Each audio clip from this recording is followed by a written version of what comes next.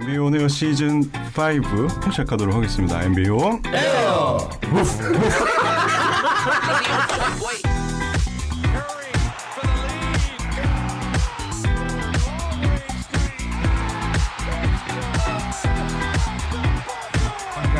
What it do, baby? Yeah, you already know.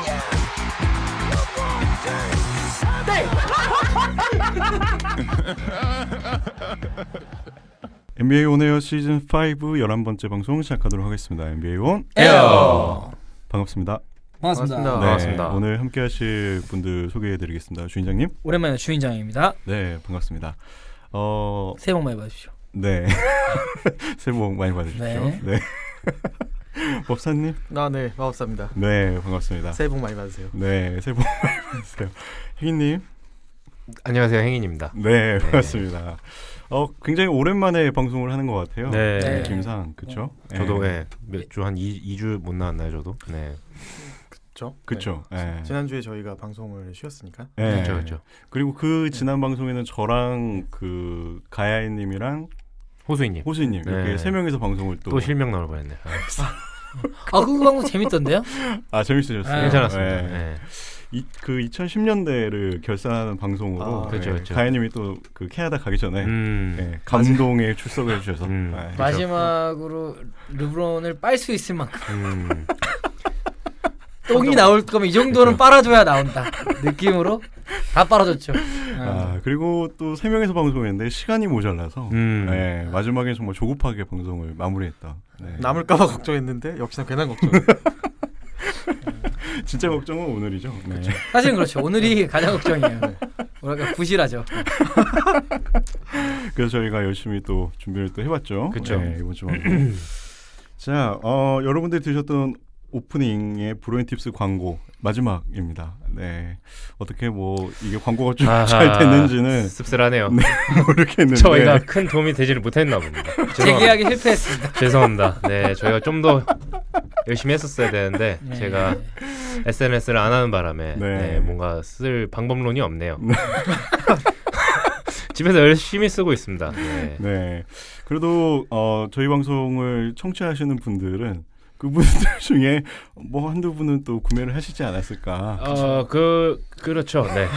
증명할 순 없죠. 네. 네. 증명할 수 없죠. 데이터로는 나오지 않지만. 그러니까요. 네. 네. 댓글로도 어느 누구도 아무도 언급을 안 하시더라고요. 그러니까요. 저희가 그렇게 말씀을 드렸는데 네. 네. 혹시나 누구 뭐 광고 태우실 일 있으면 저희는 또 이제 중소기업. 네.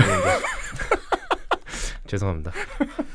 좋습니다. 네, 광고는 늘 힘이 되고 기다리고 있겠습니다. 어쨌든 우리 광고 주님들께서 저에게 네. 할렐루야를 그렇죠. 해주시기를 네. 바라겠습니다. 기대하고 있겠습니다. 자, 그러면은 11번째 방송 본격적으로 한번 시작해 보도록 하겠습니다. 위클리 뉴스부터 또 가야이님이 캐나다에서 업데이트를 해주셨어요. 그렇죠. 네. LA와 시차가 맞는다고. 네. 최근에 그 저녁 시간에 NBA를 볼 수 있어서 너무 행복하다고. 그렇게 천국이라는 말씀하시더라고요. 표현을 사용하시죠. 네. 자, 첫 번째 소식은 부상 소식. 워싱턴의 선수들이죠. 하치무라와 그렇죠. 바그너. 2-3주 정도 추가 아웃된다라는 소식인데요. 이제는 놀랍지도 않은 워싱턴의 부상 소식이고요. 뭐 거의 모든 로스터를 검증하고 있는. 글쎄요. 굳이 바그너까지 거론을 했었어야 됐을까? 네. 굳이 얘까지? 현재 네. 로스터에선 굉장히 비중이 있죠. 아, 그런가요? 지금 제가 그냥 하도 좀 부상자가 많아서 네. 한번 찾아봤는데 일단은 지금 부상자 명단이 총 8명입니다. 아하. 빌 토마스 브라이언트, 그리고 이제 베르탕스, 하치무라, CJ 마일스, 베른타스 바그너, 존월 얘들 합치면 한 7천만 불 정도. 야. 그 뛰는 애들이 한 3천만 불 됩니다.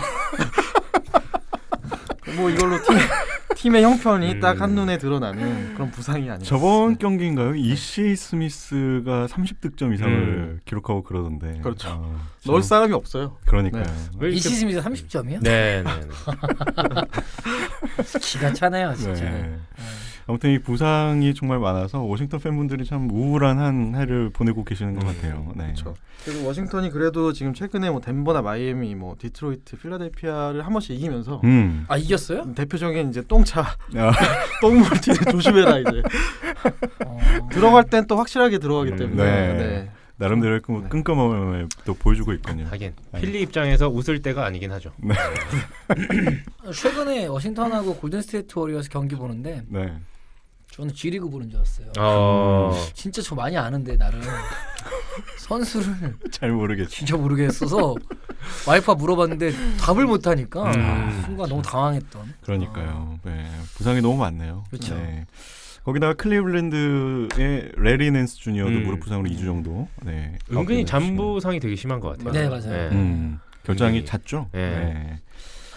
자, 제가 한동안 네. 판타지에서 레렌주를 이제 러브 트레이드 이슈 때문에 들고 있었는데 그쵸 테마주죠. 예, 네. 못 버티고 버렸죠. 제가 거기 테마주 중에 한 명이 또 있었죠. 네, 세디 오스만이라고 제가 오늘 들고 왔는데 7득점 했더라고요. 터키 새끼. 기다려 보세요. 네? 네, 기다려 보세요. 저에게 기다림이 사실은 길어질 수 있는 시간이 아니기 때문에. 네. 근데 판타지 점수가 많이 났더라고요. 저요. 네. 많이 차이 나더라고요. 2배 차이 납니다. 네. 네. 호수이님이 한 지금 92점 정도였던 그렇죠. 걸로 네. 기억을 하고 제가 오늘 몇 점인지 한 제가 45? 불러드릴게요. 43점이시고 43이요? 네, 호수이님이 96점. 주인장님이 지금 2등이시죠. 네, 오. 저랑 2배죠. 저랑 2배. 그래요?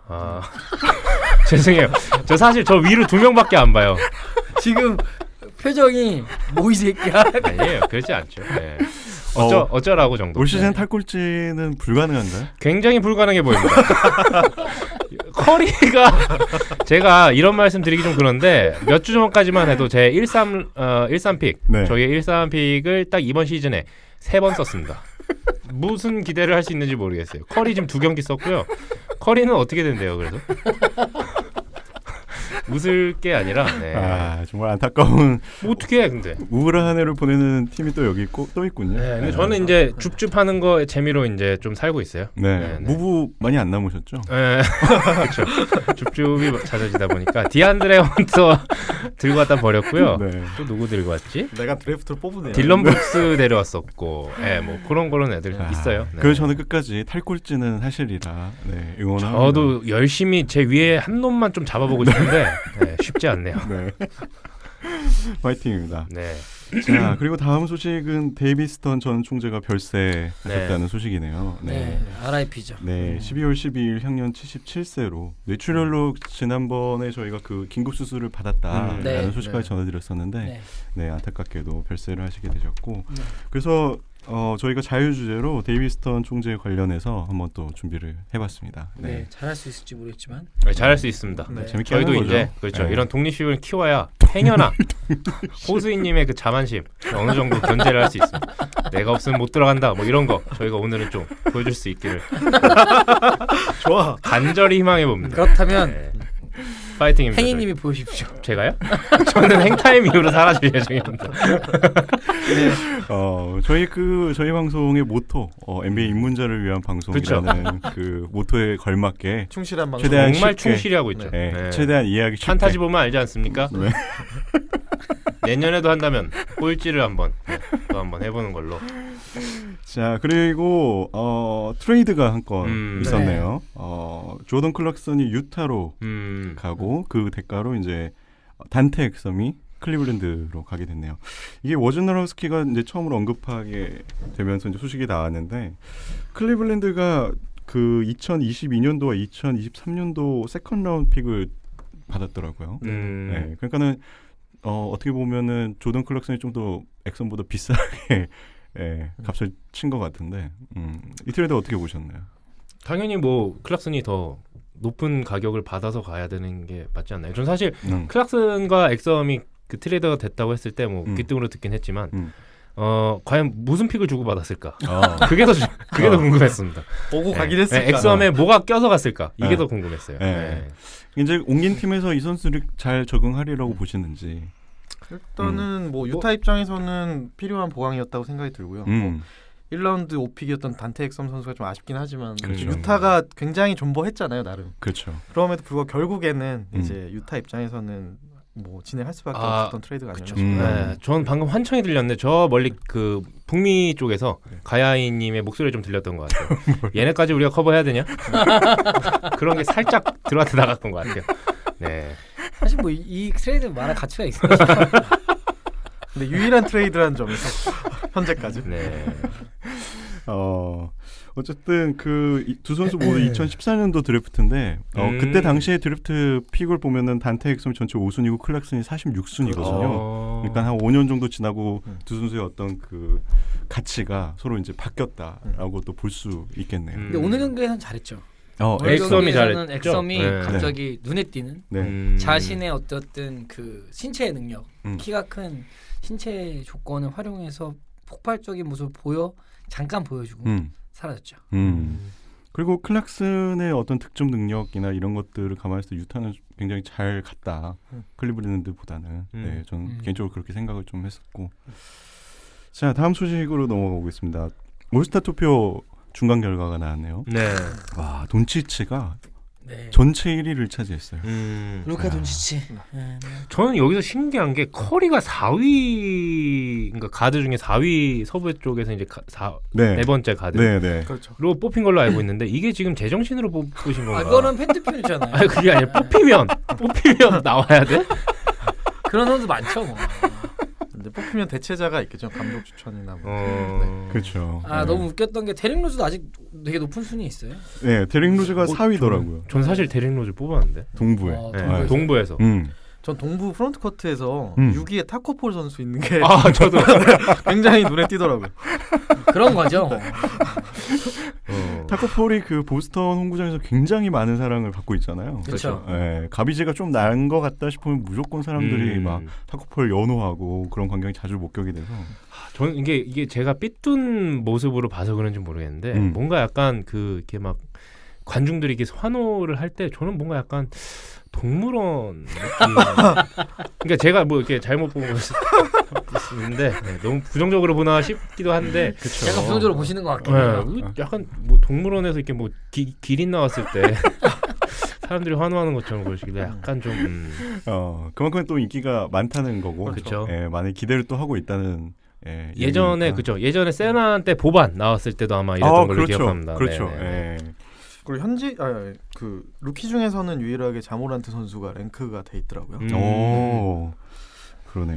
자모란트. 저는 좀 동부 쪽에서 놀랐던 게 트레이 형이 가드 중에서 가드 중에서 1위를 하는 걸 보면서 이제 트레이 형이 정말 동부에서는 그래도 좀 확실히 파워가 생기는구나. 활약이 돋보이는구나. 그렇죠. 트레이 형 개인만 놓고 봤을 때는 뭐 저번 시즌보다는 더 잘하고 있다고 저는 생각을 하고 있는데 그 돈치치랑 표차가 많이 나더라고요. 그렇죠. 많이 나죠.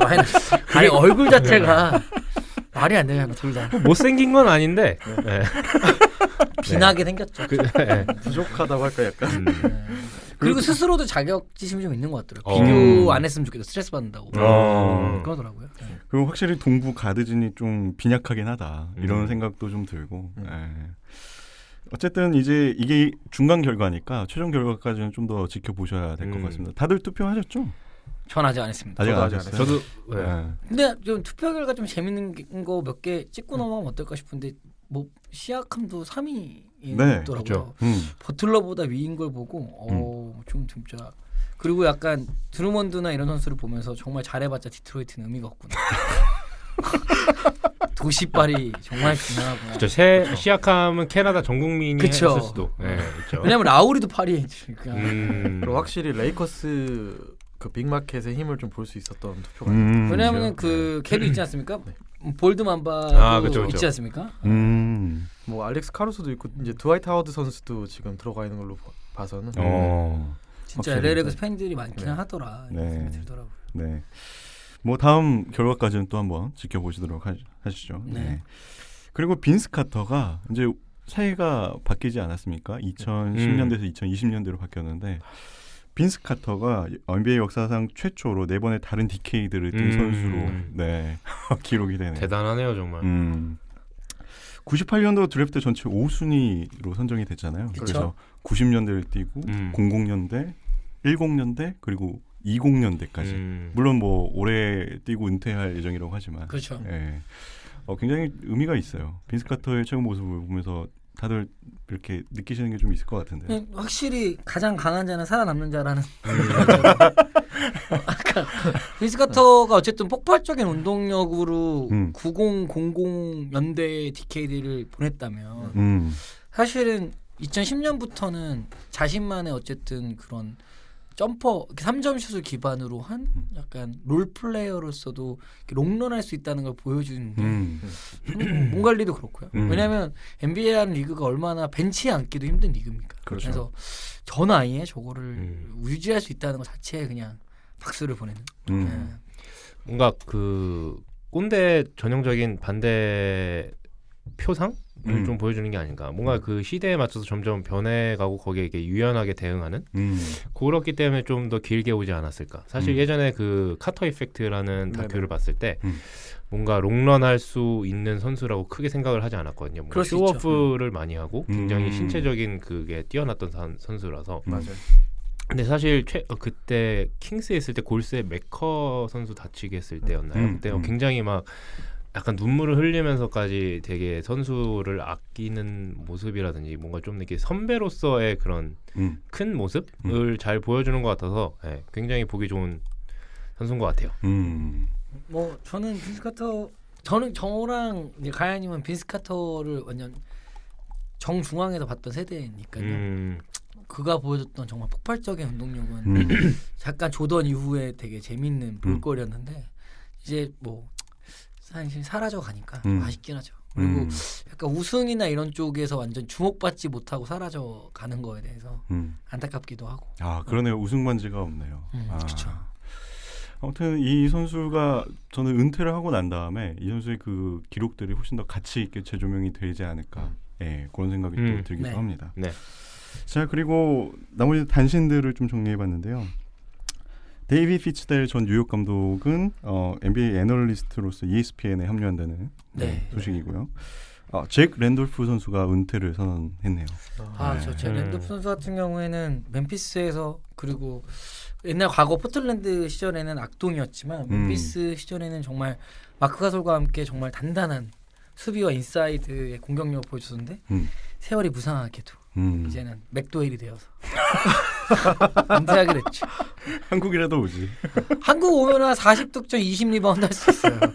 근데 어쨌든 뭐 아쉽게도 은퇴를 선언하게 됐고 드웨인 웨이드의 영구 결번식이 2월 22일 날 열린다는 소식이네요. 네, 이것도 굉장히 또 많은 관심을 끌 것 같습니다. 자 이렇게 해서 이번 주의 위클리 뉴스는 여기서 마치도록 하겠습니다. 네.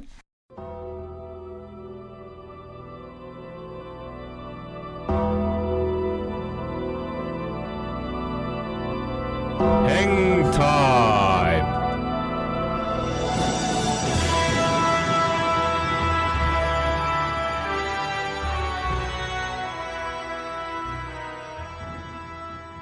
자 다음 코너는 오랜만에 돌아온 행타임 댓글 소개 시간입니다.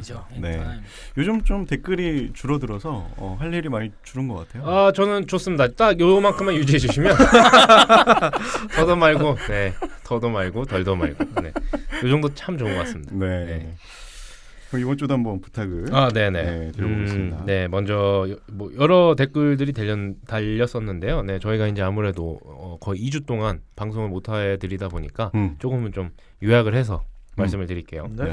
먼저 전술보드 아이디 전술보드님 2010년대 결산 너무 좋네요. 자유인님 말씀처럼 제가 커리를 먼저 알고 그 다음에 르브론을 알게 된 사람이다. 이거든요. 골수왕조 말만 들었지 직접 본 분들은 얼마나 재밌었을까 부러운 생각만 했는데 말씀만 들어도 엉덩이가 들썩들썩합니다. 그러니까요. 같이 좀 엉덩이가 들썩들썩 하셨었나요?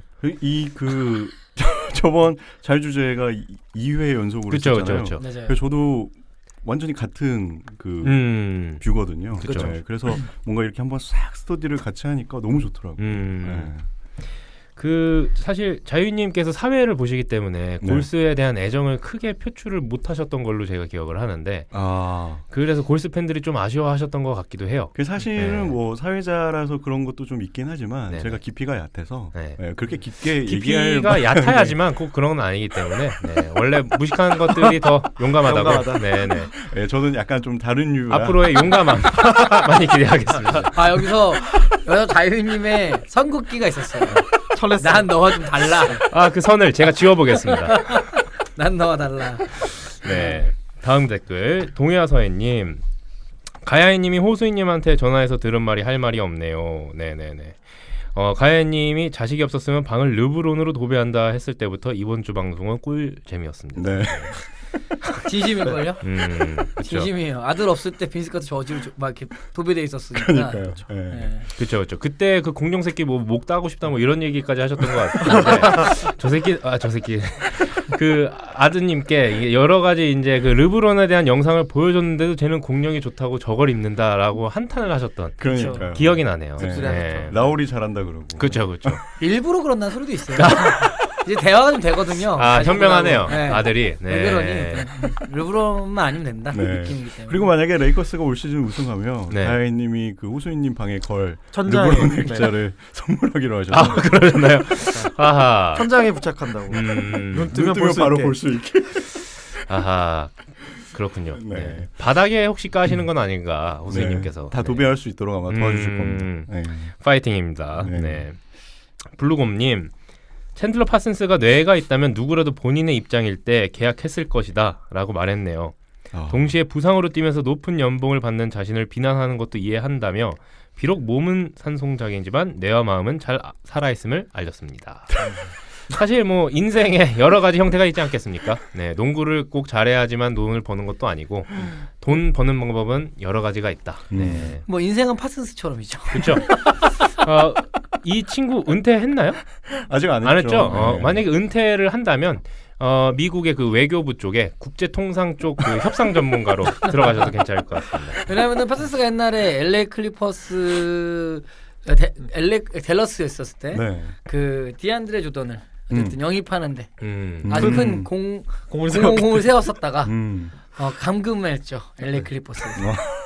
파슨스랑 접촉해서 데리고 오려고 하는데 이제 디안드레 조던 그리핀하고 크리스폴하고 리버스 감독이 감금을 해서 그때 문 뒤에 이렇게 의자 같은 거 세워놨던 사진이 이렇게 돌았던 것 같아요. 맞나요?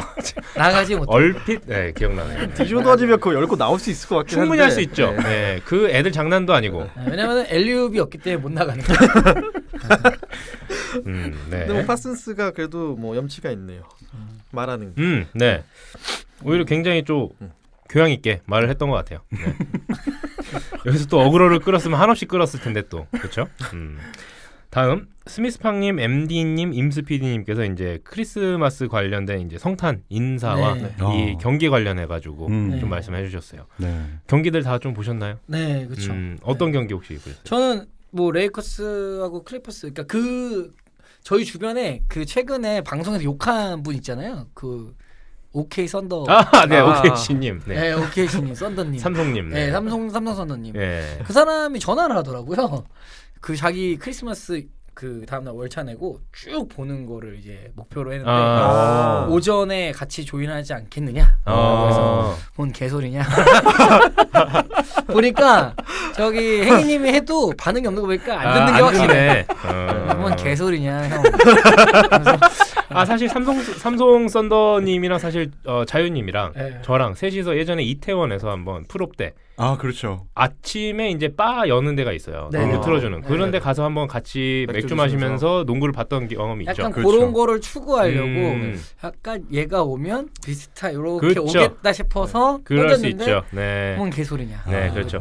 평소에 좀 덕을 쌓으셔야 그것도 따라준다라는 거. 그때 호스트가 저였거든요.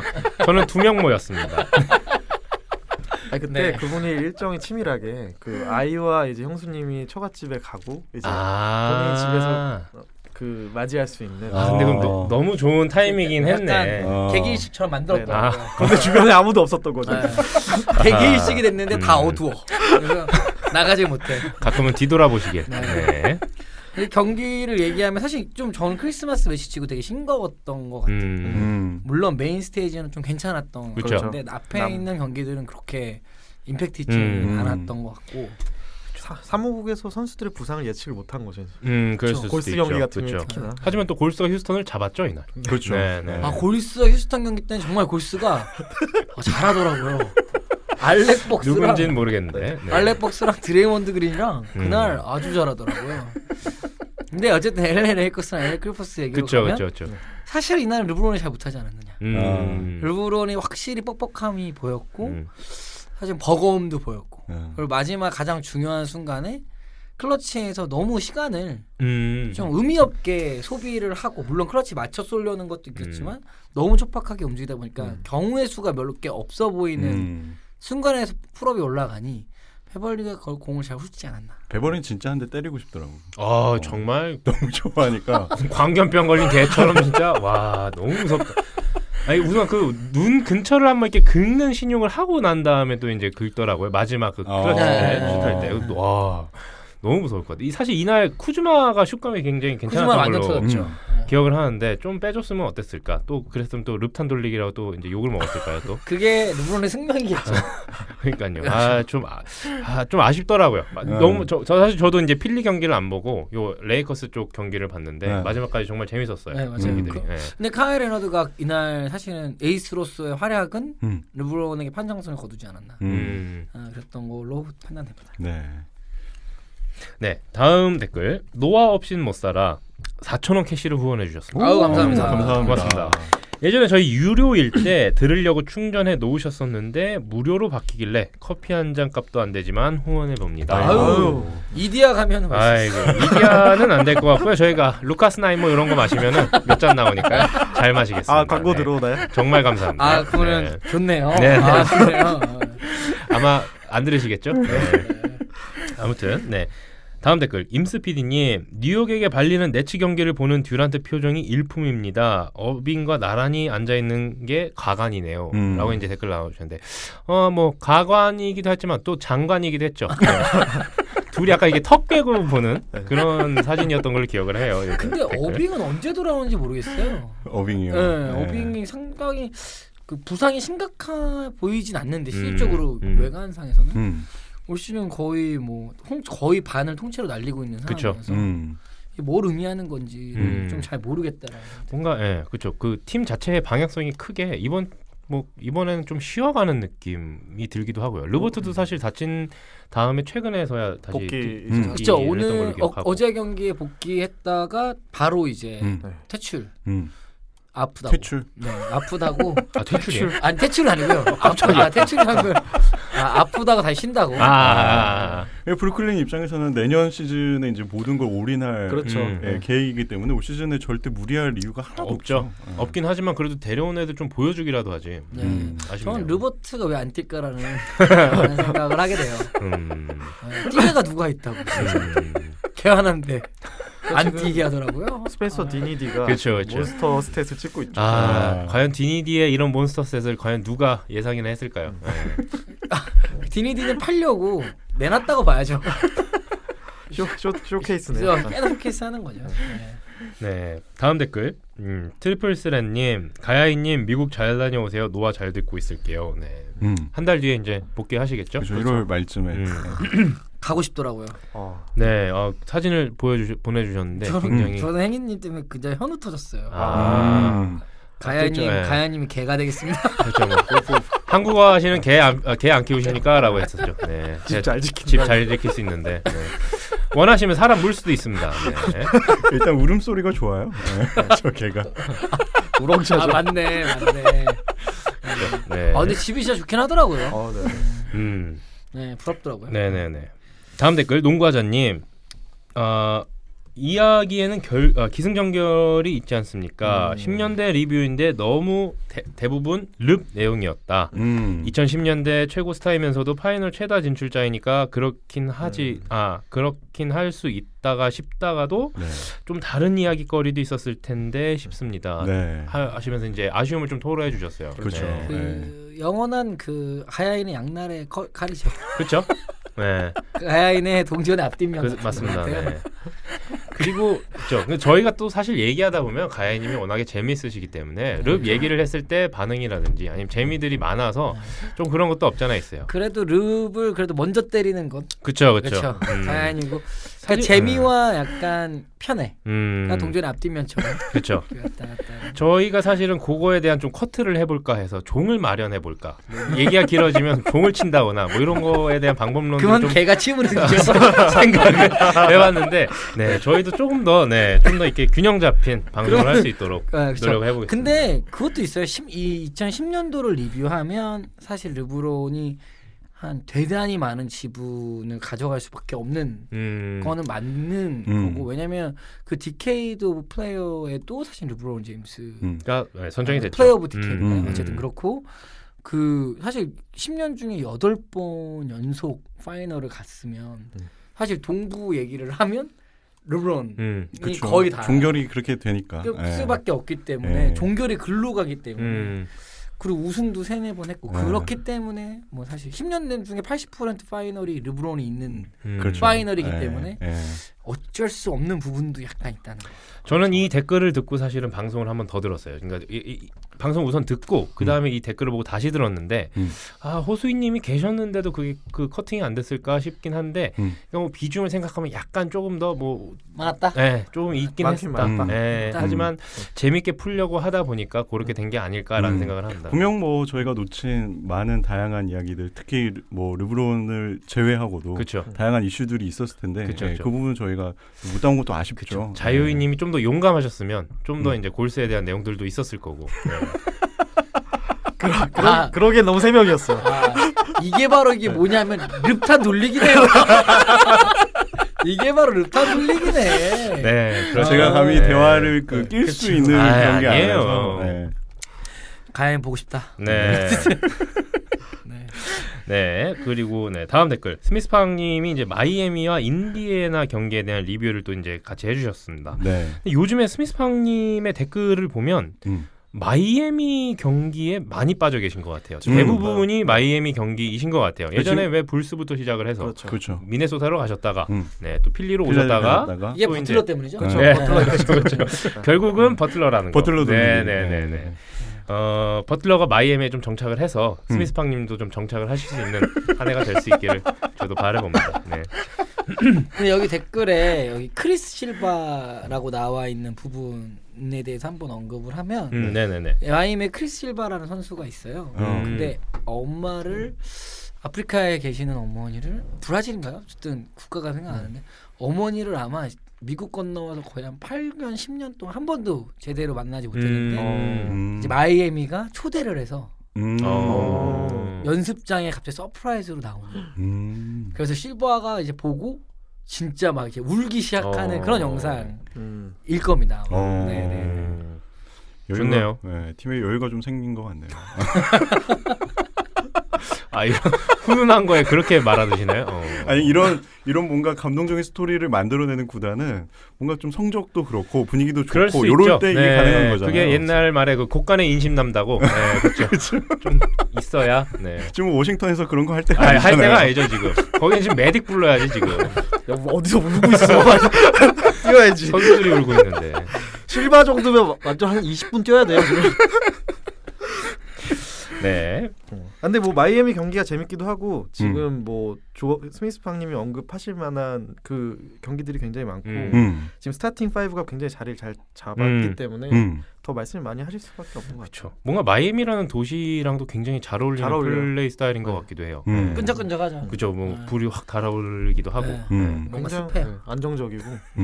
특히 아데바요 진짜 너무 많이 성장한 것 같고 드라기치 칭찬도 정말 많이 해야 될 것 같고. 그렇죠. 저는 그 넌이죠. 캔드릭 런의 등장은 진짜 예상치 못한. 그렇죠. 캔드릭 런도 원래 골스 쪽의 선수였다라고 알고 있는데. 이번에 진짜요? 신인이죠, 신인 이번에. 그런가요? 그렇죠. 캔드릭 런은 이번에 신인으로 와서 언드래프트요. 네, 언드래프트 픽으로 와서 뽑아 올린. 네. 제가 잘못 알고 있었나. 골스가 뭐 침은 발랐을 수 있죠. 그렇죠. 그럴 수도 있겠네. 난 그거는 잘 공유 못 받아. 잘 살려주네. 네네네. 수렁에서 건져주셨네요. 네. 오늘 뭐 루키 타일러 히로 선수도 보면 그렇죠. 히로. 히로네. 덩컨 로빈슨도 괜찮고. 그렇죠. 그러니까 약간 뭐 요만고만한 애들이 다 비슷비슷하게 해주면서 레벨이 좀 유지되는 것 같아요. 그렇죠. 상향 평준화가 되니까 다행이죠. 맞아요. 하향 평준화가 됐다가는. 네. 참 그 스포일스트라 감독이 정말 가지고 있는 자원을 정말 잘 활용하는 감독 중에 하나인 것 같아요. 맞아요. 그런 거 보면. 네, 다음 댓글. 동해아 서해님, 스미스팡님 그리고 난리나라고 읽을게요. 이게 그 NANRINA인데, 네. NBA 올스타 투표 관련해가지고 이제 댓글들을 올려주셨고, 특히나 난리나님 같은 경우에는 이 정도는 돼야 팬 투표 아니겠습니까? 하고 서부에 올 댈러스를 박으셨어요. 이 정도면 몰빵이죠. 투표에서 거의 기권표 아닌가. 저는 너무 반가웠어요. 그 댈러스 팬 인증하신 거잖아요. 그렇죠. 그리고 난리나님 되게 오랜만에 맞아요. 댓글 달아서 그것도 감사하고. 네. 원래 계셨던 분인가요? 그렇죠. 저는 몰랐어요. 반갑습니다. 우선 뭐 보반도 넣어주셨고 JJ 바레아 그리고 클레버까지. 클레버라고 읽는 거 맞나요? 막시 클레버. 막시 클레버 맞나요? 독일 선수예요? 그러니까 아는데 제가 그러니까 독일 발음은 하는데 또 이제 호수님께서 듣고서 뭐 또 미국인 그 애들이 하는 얘기 또 이제 아시잖아요. 없을 땐 그냥 가요. 네. 또 뒤에서 카톡 와. 정정원 카톡. 그게 더 싫어 막. 무서운데. 읽지 마 그냥.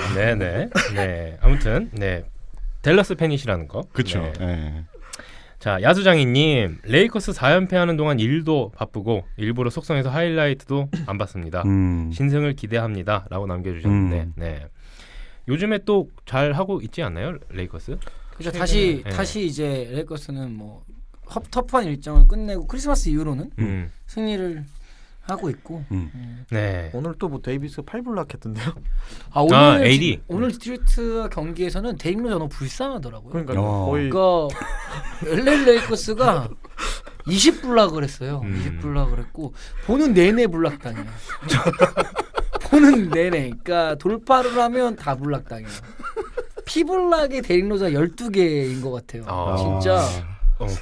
진짜 안 당했었는데. 저는 사실 이 경기 시작하기 전에 오늘 레이커스랑 디트로이트 경기였죠. 네네. 그 경기 전에 아마 로즈가 딸이랑 이렇게 코트에서 이렇게 움직이면서 했던 영상을 잠깐 보고 저는 이제 경기를 못 봤는데, 네, 딸이 강하게 크겠네요. 우리 아빠 오늘 사실은 진짜 높이가 무엇인지를 좀 보여줬던 경기였던 것 같고, 앤서니 데이비스가 정말 잘 했던. 르브론은 요즘에 스탯은 좋은데 답답해요. 뭔가 답답하고 수비 안 하고. 수비를 안 해요? 수비 스탯이 없더라고요. 수비 스탯이 왜 이렇게 없을까? 아닙니다. 또 이제 르브론은 또 입김으로도 수비를 하고 어디선가 있을 거예요. 그렇죠. 네. 르브론의 뭐 시즌 중 뭐 활약이야 그렇다 쳐도 이제 제일 기대하는 건 플레이오프 때. 그렇죠. 네. 그런 걸 기대하는 거니까. 네. 그렇죠. 다음 댓글. 네. 스미스팡님과 동해아 서해님이 이제 필라델피아랑 마이애미 경기에 대한 이제 후기와 리뷰를 달아주셨는데, 필리가 이제 이번 시즌에 2번 마이애미랑 붙었었는데 2번 다 졌어요. 네. 그래서 종료 직전에 시몬스가 극적으로 그 자유투 공격 리바를 잡아서 1초도 안 되는 그 시간에 이제 넣어서 이제 연장으로 가게 되는 그런 경기였는데, 네, 또 졌죠.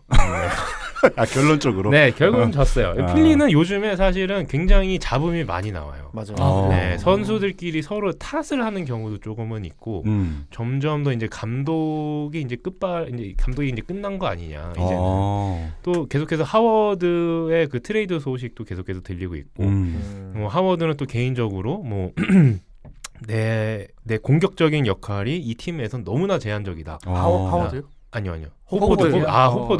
죄송해요. 네. 호포드.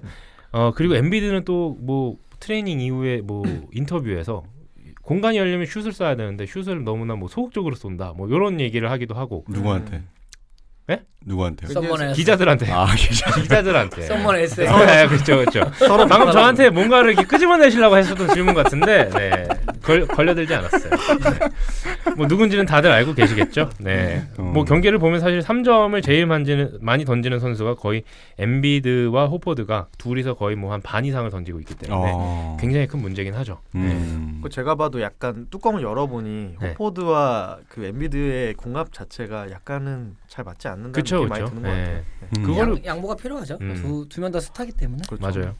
사실 그것도 그렇고 감독이 그걸 조율을 못한다라는 게 작년에는 사실은 그 유명 선수들을 데려와서 뭐 프로 시작 뭐 한 20경기 전에 뭐 제대로 몸도 제대로 손발을 못 맞춰봤다라는 뭐 핑계가 있었겠지만 이번 시즌도 이 상태로 계속 진행이 된다면 감독은 정말 힘들지 않을까라는 생각을 하게 됩니다. 경기력이 생각보다 좀 기대 이하이시죠? 많이 기대 이하죠. 지금 5위 이하로 아마 떨어진 걸로 알고 있는데 동부. 순위도 순인데 내용도 내용도 네. 애매해요. 네, 저는 그래서 오늘 카톡으로 여쭤봤죠. 감독을 자를 수 있는 권한이 누구한테 있냐?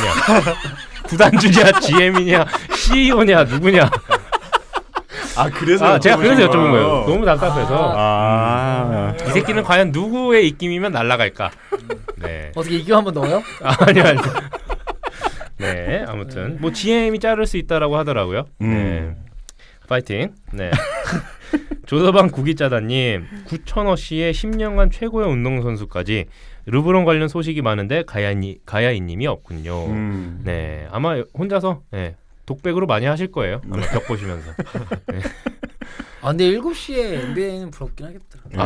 저녁에 피자에 뭐 그냥 뭐 맥주 한잔 하면서도 볼 수 있는. 저녁 식사하면서 TV 틀면은 딱 나올 테니까요.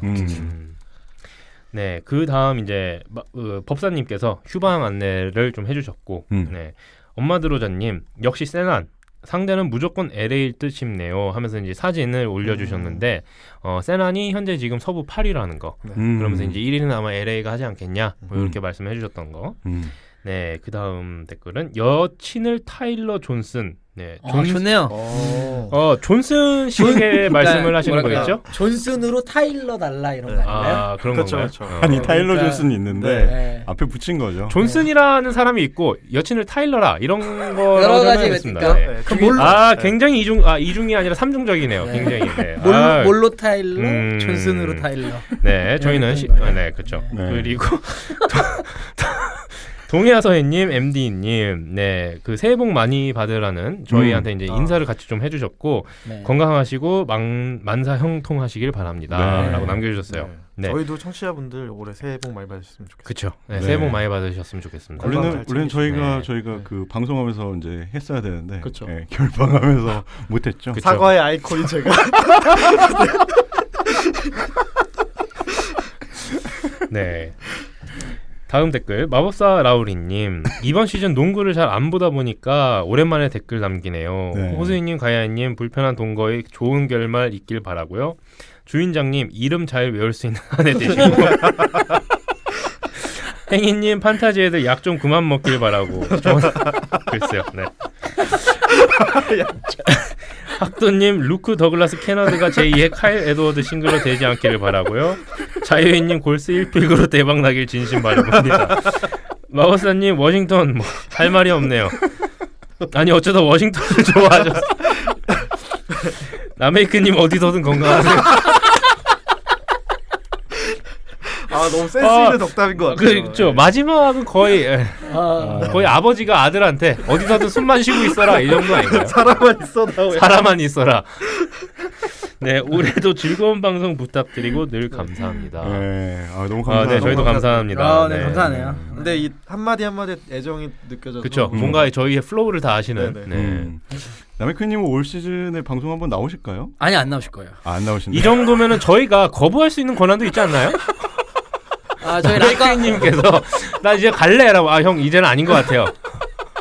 이미 저희끼리는 이미 보내드렸습니다. 그렇게 된 건가요? 네. 그냥 락아웃 하시죠. 그러시죠. 네. 다음 댓글 스미스팡님께서 이제 데이비드 스턴 전 총재에 대한 사망 소식을 같이 전해주셨습니다. 네. 되게 큰 소식이죠. 그렇죠. 네. 다음 커리가 캐리해님. 양조가 계륵을 알아듣고 설레발치다가 꼴가닥했는데라고 댓글을 남겨주셨는데 제가 그러니까 삼국지와 계륵 관련된 거는 알고 있었는데 이 양조가 누군가에서 찾아봤더니 양조가 아니라 양수를 말씀하시는 것 같아요. 양수가 이제 옛날에 조조 밑에 있던 장수였는데, 그렇죠. 이제 계륵이라는 말 뜻을 알아듣고 그 군대를 철수시키다가 목이 잘렸죠. 그래서 요거를 뭐와 연계해서 지금 말씀을 하신 걸까 곰곰이 생각을 하다가 결론에 도달을 못했어요. 왜냐하면 저한테 계륵은 시몬스인데 여기서 그러면 양수는 감독인가요? 감독이고 조조가 엘튼 브랜드 그 GM일 텐데 제가 봤을 땐 감독이 그렇게 똑똑하지 않아요. 군대를 철수시킬 위인이 아닌 것 같은데 그렇다면 필리는 아닌 것 같고 어떤 속뜻이 또 있으신지 한번 또 해석 댓글을 그쵸? 해석 댓글을 달아주시면 저희가 또 한번 근데 뭘까요? 해석을 궁금하긴 해보는. 하네요. 서로 수수께끼를 주고받네요. 그러니까요. 정치자 이걸 아니면 댓글을 잘못 남기신 건 아니겠죠? 설레발치다가 꼴까닥 했는데 아마 뭐 어떤 의미가 있으실 거예요. 네, 저희가 모르는. 다음 댓글을 좀 기대하겠습니다. 그렇죠. 저희가 이제 호수인님처럼 모든 NBA 소식을 다 모르고 있다 보니까 저희가 놓친 걸 수도 있고요. 한번 해석 댓글을 남겨주시면 저희가 또 읽어드리도록 하겠습니다. 네네. 난리나님, 정기 후원을 시작하셨습니다. 난리 났네요. 제 생일 기념으로 정기 후원합니다. 이게 올라온 날짜가 1월 2일이었거든요. 해피 벌스데이입니다. 생일 축하드립니다. 네. 앞으로 노아의 1월 2일은 난리나 데이로. 아닙니다. 또 정기 후원 또 이제 여러분 다른 분들도 해주시기 때문에 이렇게 한번 짚고 넘어가는. 공평하네요. 그럼요. 이 정도면 포청천이야. 그럼요. 모든 돈은 공평합니다. 캐시 후원, 정기 후원 다 저희한테는 광고주님은 조금 위인데 죄송해요. 오늘 농구 얘기는 저희 하나도 안 했죠. 여태까지 농구 얘기를 하나도 안 했어요. 그렇죠. 오늘의 저의 관심사는 감독은 누가 자를 수 있나 정도였습니다. 슬슬 자유주대 쫄리기 시작했어요. 여기서도 내용이 없으면 큰일 난다. 커리가 캐리님 주인님의 출출한 멘트에 감탄하고 갑니다. 출출한 멘트가 뭐였죠? 전 주인이 아니라 주인장인데. 그러니까요. 저 주인님이면 저희 광고주님 말씀하시는 건가? 출출한 멘트는 뭘까요? 제가 이렇게 별로 출출하진 않은데. 커리가 캐리님 듣고 계시다면 지금 2번 연속으로 수수께끼 같은 댓글을 남겨주시고 계신데 요것도 한번 해석 댓글을 남겨주시면 저희가 근데 왜 그러냐면 제가 출출하다는 느낌이 뭐냐면 뭔가 노력하나 재미없다 뭐 이럴 수 있거든요. 그럴 수 있죠. 자주 쓰시는 단어들이 몇 개죠. 뭐 시큼하다라든지. 그럴 수 있죠. 해석 댓글 이것도 부탁드립니다. 한번 좀 부탁드릴게요. 그렇다고 해서 또 다른 수수께끼를 내시면 저희가 이제 영원히 약속 안에 놀기 때문에 한번 이렇게 가끔의 이런 수수께끼 댓글은 좋은 것 같은데 한 번에 그 해석 댓글도 좀 남겨주시길 바라겠습니다. 한 주 내고 한 주 답하고 그거 괜찮죠. 그건 괜찮죠. 커리가 캐리하는 프로그램입니다. 제가 왜냐하면 이거에 대한 해석이 시간이 꽤 걸려요. 이 양조 계륵도 계속 찾아봤거든요. 양조장이 나와. 아무튼 블루곰님 다음 댓글 블루곰님 요즘 알드리지 3점 무시무시하네요. 얼마 전 분명 pop이 리그 전술 트렌드가 3점으로 변도하는 것에 대한 비난적인 인터뷰를 한 게 무색할 만큼 잘 던져주고 있다라고 남겨주셨네요. 근데 왜 이 부분은 진짜 약간 샌안토니오가 지금 3점 슈터들이 되게 부진하고요. 일단 부진하고 드로잔이 3점 슈터이 없지 않습니까? 없죠. 그러다 보니까 아무래도 쏠 사람이 알드리지밖에 없고 그리고 두 명의 투맨 게임을 할 때 드로잔이 이렇게 픽앤팝을 할 때 더 한 스텝 더 들어가서 빼주는 게 요즘 플레이가 많이 나오더라고요. 그러면서 약간 수비수와 이제 거리를 더 멀리 수 있는 기회들이 많아지다 보니까 3점 슛으로 가게 되는 것 같아요. 드로잔이 돌파를 하면서 이제 알드리지한테 빼주는 그런 패스 말씀하시는 거죠? 그렇죠. 드로잔은 왜 3점을 안 쏠까요? 벤시몬스랑 이 드로잔의 3점을 쏘지 않는 드로잔이랑 벤시몬스를 비교하는 거는 그러니까 슛에 있어서 드로잔한테 굉장한 결례가 될 수 있어요. 슛 고자와 아닌가? 다르게 표현해야 되나? 아예 뭐 점퍼도 시도를 안 한다. 그렇죠. 벤시몬스는. 그래도 뭐 알드리지 살아나면서 저희가 리그 초반에 그 세난 걱정을 상당히 많이 했었잖아요. 근데 지금 순위가 많이 올라온 상태이기 때문에 저는 사실 알드리지의 더 큰 무서움은 터치 릴리즈하는 거의 고점이라고 저는 생각하거든요. 거의 뭐 허리에서 대부분 공이 올라가는데 그 친구는 거의 뭐 이마에서 좀 올려가지고 바로 쏘니까 그렇죠. 알드리지는 뭐니 해도 슈터치죠. 아주 소프트하죠. 그렇죠. 14승 20패로 지금 8위이니까. 그렇죠. 여기도 참 그 8위 싸움이 굉장히 치열할 것 같아요. 서부는 항상 그렇죠. 서부의 8위는 뭐 항상 그렇습니다. 한번 뭐 리그 끝에 가서 세난이 한번 위를 하고 있는지 확인해 보는 그러니까요. 것도 네. 재미있겠네요. 네. 네, 스믹스팡님께서 또 마이애미와 포틀랜드 경기에 대한 리뷰를 남겨주셨고요. 네. 이렇게 항상 그 개인적인 리뷰를 이렇게 남겨주셔서 읽다 보면은 대부분의 경기가 그러니까 요약집처럼 이렇게 읽혀지는 것 같아서 네, 감사하게 보고 있습니다. 네. 다음 블루곰님 오늘 르브론이 네, 낭심을 까이면서도 골을 성공시키고 담담히 참아내는 모습에서 가오가 육체를 지배하는 것을 느꼈습니다. 무한 리스펙트. 네, 하면서 오마드로자님 댓글이 너무 웃긴 것 같아요. 그래봤자 돈지치 무한 리스펙트. 그렇죠. 무한 리스펙은 설계죠. 네. 돈지치 무한 리스펙 들어와라 하면서 이제 설계를 하신 거죠. 네, 이 정도면. 올스타 투표도 이렇게 마감이 된다면 그쵸. 그래봤자 돈지치 무한 리스펙이죠. 네, 그렇죠. 근데 오늘 경기에서는 르브론이 되게 효율적으로 하긴 했거든요. 근데 이때 그 돌파를 하면서 약간 낭심을 가격당하긴 했는데 되게 꿋꿋하게 뭐 작아서 그런지 꿋꿋하게 왜냐면 진짜 얘기가 많이 있었죠. 네, 많이 그 루머가 있었기 때문에 어쨌든 가야님도 일부 인정하셨기 때문에 그가 이박 하나니까. 아니 근데 다 확인 불가능한 얘기인데. 가야님은 그걸 왜 확인? 그 어프로브를 왜 해주시는 거죠? 내 선수의 신체 상태 중요하니까. 아, 재밌네요. 네. 댓글은 여기까지고요. 네. 네, 다음 시간에도 좀 더 재밌는 댓글들로 남겨주시면 같이 한번 읽어드리도록 하겠습니다. 그리고 네, 해석 댓글 꼭 부탁드릴게요. 네. 거리가 캐리님. 네. 네. 감사합니다. 네. 자, 자유주제 시간입니다. 네. 저희가 그 방송 초반에도 말씀드렸다시피 데이비스턴 총재가 이제 돌아가시고 나서 그분의 업적을 회상하거나 혹은 또 기억하는 그런 시간이 좀 필요할 것 같다. 그렇죠. 라는 의미에서 저희가 데이비스턴 전 NBA 총재 특집을 한번 준비를 한번 해봤습니다. 뭐 지금의 총재는 아담 실버 총재지만 그 이전에 약 30년 정도를 이 데이비스턴 총재가 NBA를 이끌었었잖아요. 그렇죠. 네. 굉장히 또 알고 계시는 분들은 또 알고 계실 거고 최근에 NBA 보신 분들은 또 모르고 계실 수도 있고. 네. 사실 데이비스턴 총재는 요즘 이제 커리로 시작하신 분들은 모르실 수도 있죠. 그렇죠. 그렇죠. 저희가 또 이거 들어가기에 앞서서 한 가지 좀 말씀을 드리자면 그 최근에 NBA가 얼마나 인기를 받고 있는가에 대한 거를 한번 찾아보면은 이거가 어떻게 보면은 그 호수인님과 자유인님으로부터 자유인님이래. 가야인님으로부터 저희가 지금 걸음마를 떼고 있는 거잖아요. 물론 주인장님께서 저희 중에서 가장 많이 농구를 보셨지만 아니에요. 네네. 어쨌든 하세요. 네네. 그래서 이제 막 이렇게 기사들을 찾아보면 데이비스턴 관련된 기사들을 대부분 찾아보면 최근 이제 이 사망 소식 이후의 기사들이 많아요. 그 전에 어떤 사건들이나 이런 것들을 찾아보려고 했을 때 국내 기사들이 거의 없더라고요. 그렇죠. 네, 그래서 제가 안 되는 영어로 영어 기사들을 읽었어야 됐다라는 거. 저도 오늘 해독을 하고 왔다라는 거. 네. 근데 무슨 얘기인가 했더니 본인 고생한 얘기. 그럼요. 아직도 행타임인 줄 알고.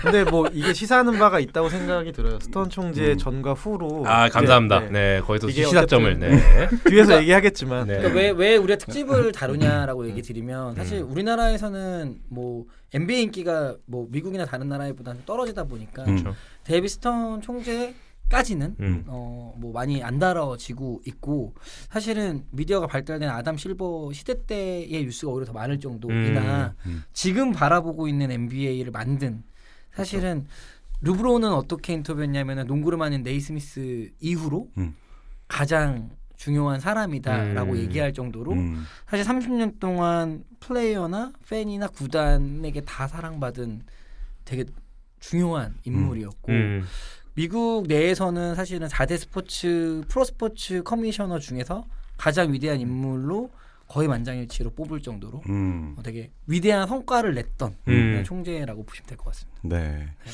뭐 저희가 그 예전에 아주 뭐 시즌 1, 2 때 이제 자유주제 하던 그런 어떤 기분을 또 되살려서 한번 또 시작을 해보도록 하겠습니다. 네네. 일단 데이비스턴 총재가 1942년 뉴욕 출생. 그렇죠. 네. 그리고 이제 유대인 집안 출신이죠. 그렇죠. 이건 굉장히 놀랐어요. 유대인 집안 출신이라는 유대인 거를. 집안인데 아버님이 델리라고 그쵸. 그 편의점을 하셨어요. 네, 식료품집 식료품. 같은 거. 네, 그거를 여러 기사에서 굉장히 강조하는 거예요. 왜냐면 개천에서 용났다 약간 이런 네, 느낌으로. 한 번만 그죠? 가져오세요. 네. 위인전 나오듯이. 네. 제가 시험시험 할 테니까 네네. 아는 건 다 쏟아내시고 네네네. 눈치 보지 말고 아, 막 그럼요. 쏟아내세요. 델리에서 워크에틱을 이거 약간 버저 누르고 들어가야 돼. 아 깜빡이 키면 늦어요. 바로 대가리 뒤밀어야 돼요. 네, 제가 시험시험 할게요. 네네. 아 이번에 좀 성급했나요? 아니요. 너무 좋았죠. 좋았어요. 네. 네. 델리까지 나올 줄 몰랐어요. 왜냐하면 식료품점 이름이 델리였거든요. 구체적인데. 저는 네. 조사를 할 거라면 네. 뉴욕 출생이다 보니까 네네. 아버지랑 그 뉴욕 경기를 자주 보러 갔다 뭐 이런 글들이 네. 좀 있더라고요. 뉴욕 니스 팬이었고 이건 아셨나요? 그 이분이 변호사 출신이시잖아요. 네네네. 네, 그래서 실제로 농구 경기를 하는 걸 좀 이제 간간히 하는 걸 좋아하셨는데 뉴욕 변호사 리그 게임에서 무릎 부상 당하셔서 그 이후로는 농구를 못 하셨다. 이런 거 뭐 들어보신 적 있나요? 근데 이게 지금 플로우를 잘못 가져가시는 게 저희 간의 그 지식 배틀이 아니에요 지금. 저희가 힘을 합쳐야 돼요. 아니, 뭔가 제가 던지면 근데 그 걸리는 생각은- 게 있으면 그 생각을 못한 게 키가 크지가 않아. 근데 저게 사실 농구를 했을 거라는 델리는 납득이 되거든. 저는 저거를 읽었어요. 읽으셨어요. 출처 위키죠. 네, 위키. 그렇죠. 네, 역시. 위험한데 지금. 뭐 선제 좀 이렇게 먼저 말씀을 드릴 거는 저는 그 부분에 좀 집중했어요. 이 사람이 변호사인데 왜 NBA와 관련된 중요하죠. 일을 시작했나? 그쵸. 이 사람의 인생과 NBA 농구는 도대체 무슨 관계가 있는 것인가? 예, 그 부분에 저는 좀 접점. 약간 그걸 찾으려고 막 좋습니다. 집중을. 델리는 아니야. 델리는 아니었거든요. 맞아요. 제 누누이 말하지만 그건 도입부. 그렇습니다. 네. 어쨌든 뭐 그 농구에 어릴 때부터 관심이 많았고 본인이 농구를 좋아한다라는 점에서는 확인될 그렇죠. 흥미를 좀 가지고 있었다는 정도는 확인이 될 수 있을 것 같고 러커스 대학에서 정치학과 역사학을 전공하고 그다음에 콜롬비아 법대를 졸업하게 로스쿨 됩니다. 나왔죠. 네, 이게 1966년도인데 이때 졸업을 하자마자 이제 로펌에 입사를 하게 됩니다. 네, 이 로펌의 이름이 꽤나 어렵죠? 네. 제가 절대 알 수 없는 네, 로펌이 이름이. 네. 프로스카워 로즈 괴츠 앤 맨델존 현 프로스카워 로즈라는 로펌에 입사를 하는데 이 로펌이 NBA를 오랫동안 그 법적으로 대변하고 있었다. 이렇게 생각하시면 돼요. 그냥 미국의 김현장을 갔다. 이게 근데 그렇게 유명한. 그러니까 미국에 있는 김현장을 갔다. 알바가 아니고. 4명이 만든 회사에 들어갔다. 그쵸. 그들의 이름은 프로스카워, 로즈, 괴츠, 맨델존이었다. 현재는 프로스카워와 로즈만 남아있다. 그 정도. 네, 남은 게 2명이니까. 그렇죠. 김현장. 뭐 비슷해요. 네. 사실 뭐 메르세데스 벤츠도 사람 이름이고. 그쵸. 좀 똑같습니다. 사실 뭐 김현장이 간 거다. 그렇죠. 그렇네요. 그렇죠. 김앤장엔 박앤 모시. 그렇죠. 네. 어쨌든 이 로펌에 입사를 하게 되면서 이 NBA와 관련된 연을 맺게 됐다라고 저희가 알 수 있겠고 특히 그 조지 갈란츠라는 변호사한테 NBA 관련된 지식과 역사를 이때 많이 습득을 했다고 하네요. 그리고 이제 그 데이비스턴 총재가 좀 관심을 가지고 있었던 게 독점 금지에 관련된 자문 업무를 했었다. 요게 이제 그 다음에 있을 사건과 굉장히 또 연관이 돼 있어서 굉장히 흥미로운 부분이긴 합니다. 그리고 인종 조종에 대한 약간 그런 것들도 많이 좀 보호를 했던. 그렇죠. 그때 당시만 하더라도 이 그 인종 차별에 대한 문화가 미국에 굉장히 많이 남아 있을 때라서 이 사건 같은 경우는 백인들이 모여 사는 타운에는 흑인들이 이제 근처에 올 수 있지 못하게 부동산 브로커들이 일부러 그렇게 인종 조종을 하는 그런 것들에 대해서 법적으로 어떻게 전술을 짜야 되는지 데이비스턴이 이렇게 그렇죠. 안티 하우징 디스크리미네이션 케이스 인 노선 뉴저지라고 나오더라고요. 그렇죠. 1970년대. 왜 그러면 제가 지금 자연님 말씀하시는 거 보고 나니까 제가 뭔가 이제 백분 토론 느낌으로 가져야 되죠. 자세가 저는 손석희인 줄 알았어요.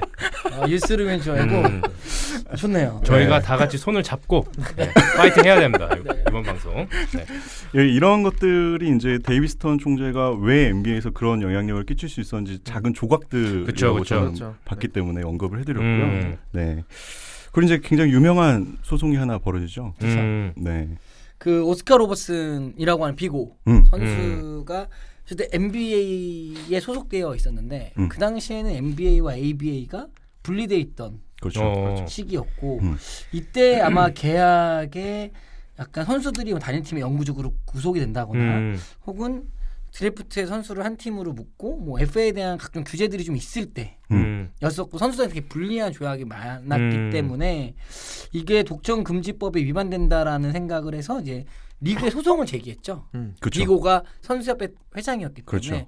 선수들이 이제 리그를 이제 어게인스트해서 약간 소송을 했는데 이거를 담당했던 변호사가 회사 측의 변호사가 이제 데이비스턴이었던 거죠. 네. 그러니까는 그때 당시에 NBA와 ABA가 70년도에 합병을 하려고 했었는데 이 사건으로 인해서 76년도까지 이 판결이 내려질 때까지 그 합병이 계속 미뤄지게 되는 아주 결정적인 사건이라고 볼 수 있죠. 그리고 이 과정에서 데이비스턴은 NBA 측을 이제 대변하는 대리하는 변호사로서 그 오스카 로버슨 측과 중재를 하게 됩니다.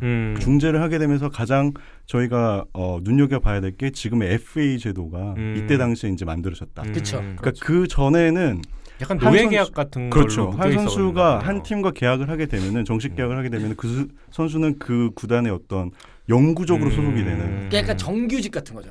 이직이 불가한. 거의 뭐 영구적으로 소속이 되고 FA로 풀려나는 조항들도 굉장히 막 복잡하고 많고 어렵고 그런 시기에서 오스카 로버슨이 이 소송을 제기하고 이렇게 법원의 판결을 받음으로써 FA 지금 우리가 알고 있는 그 FA 제도가 근간이 마련됐다. 그렇죠.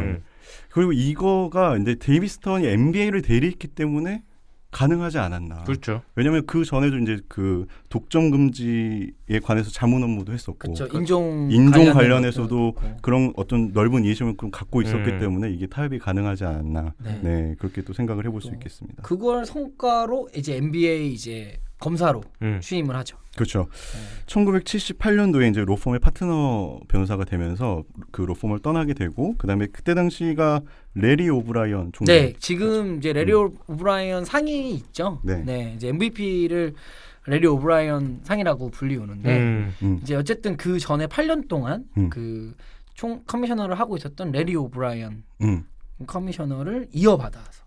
그렇죠. 커미셔너 아래에서 이제 일을 시작하죠. 네네네. 레리 오브라이언 딱 찍어서 데이비스턴을 이제 총검사로 취임시키고 80년도에는 NBA 사업 및 법률 사무 부사장으로 승진을 시키면서 BP로 됐죠. 이제 본격적으로 리그의 마케팅, 뭐 텔레비전, 홍보 업무 이제 전반적으로 관여를 하게 되는 그런 계기가 되죠. 그렇죠. 근데 사실은 뒤에서도 말씀드리겠지만 그 데이비스턴 총재를 되게 많은 사람들이 마케팅 지니어스라고 많이 는 현지에서는 많이 불리우고 있거든요. 왜냐하면 그가 했던 여러 가지 마케팅 방법이라던가 활동이라던가 전략이 매우 어쨌든 그 NBA가 이제 퍼져나가는데 큰 역할을 했기 때문에 그렇죠.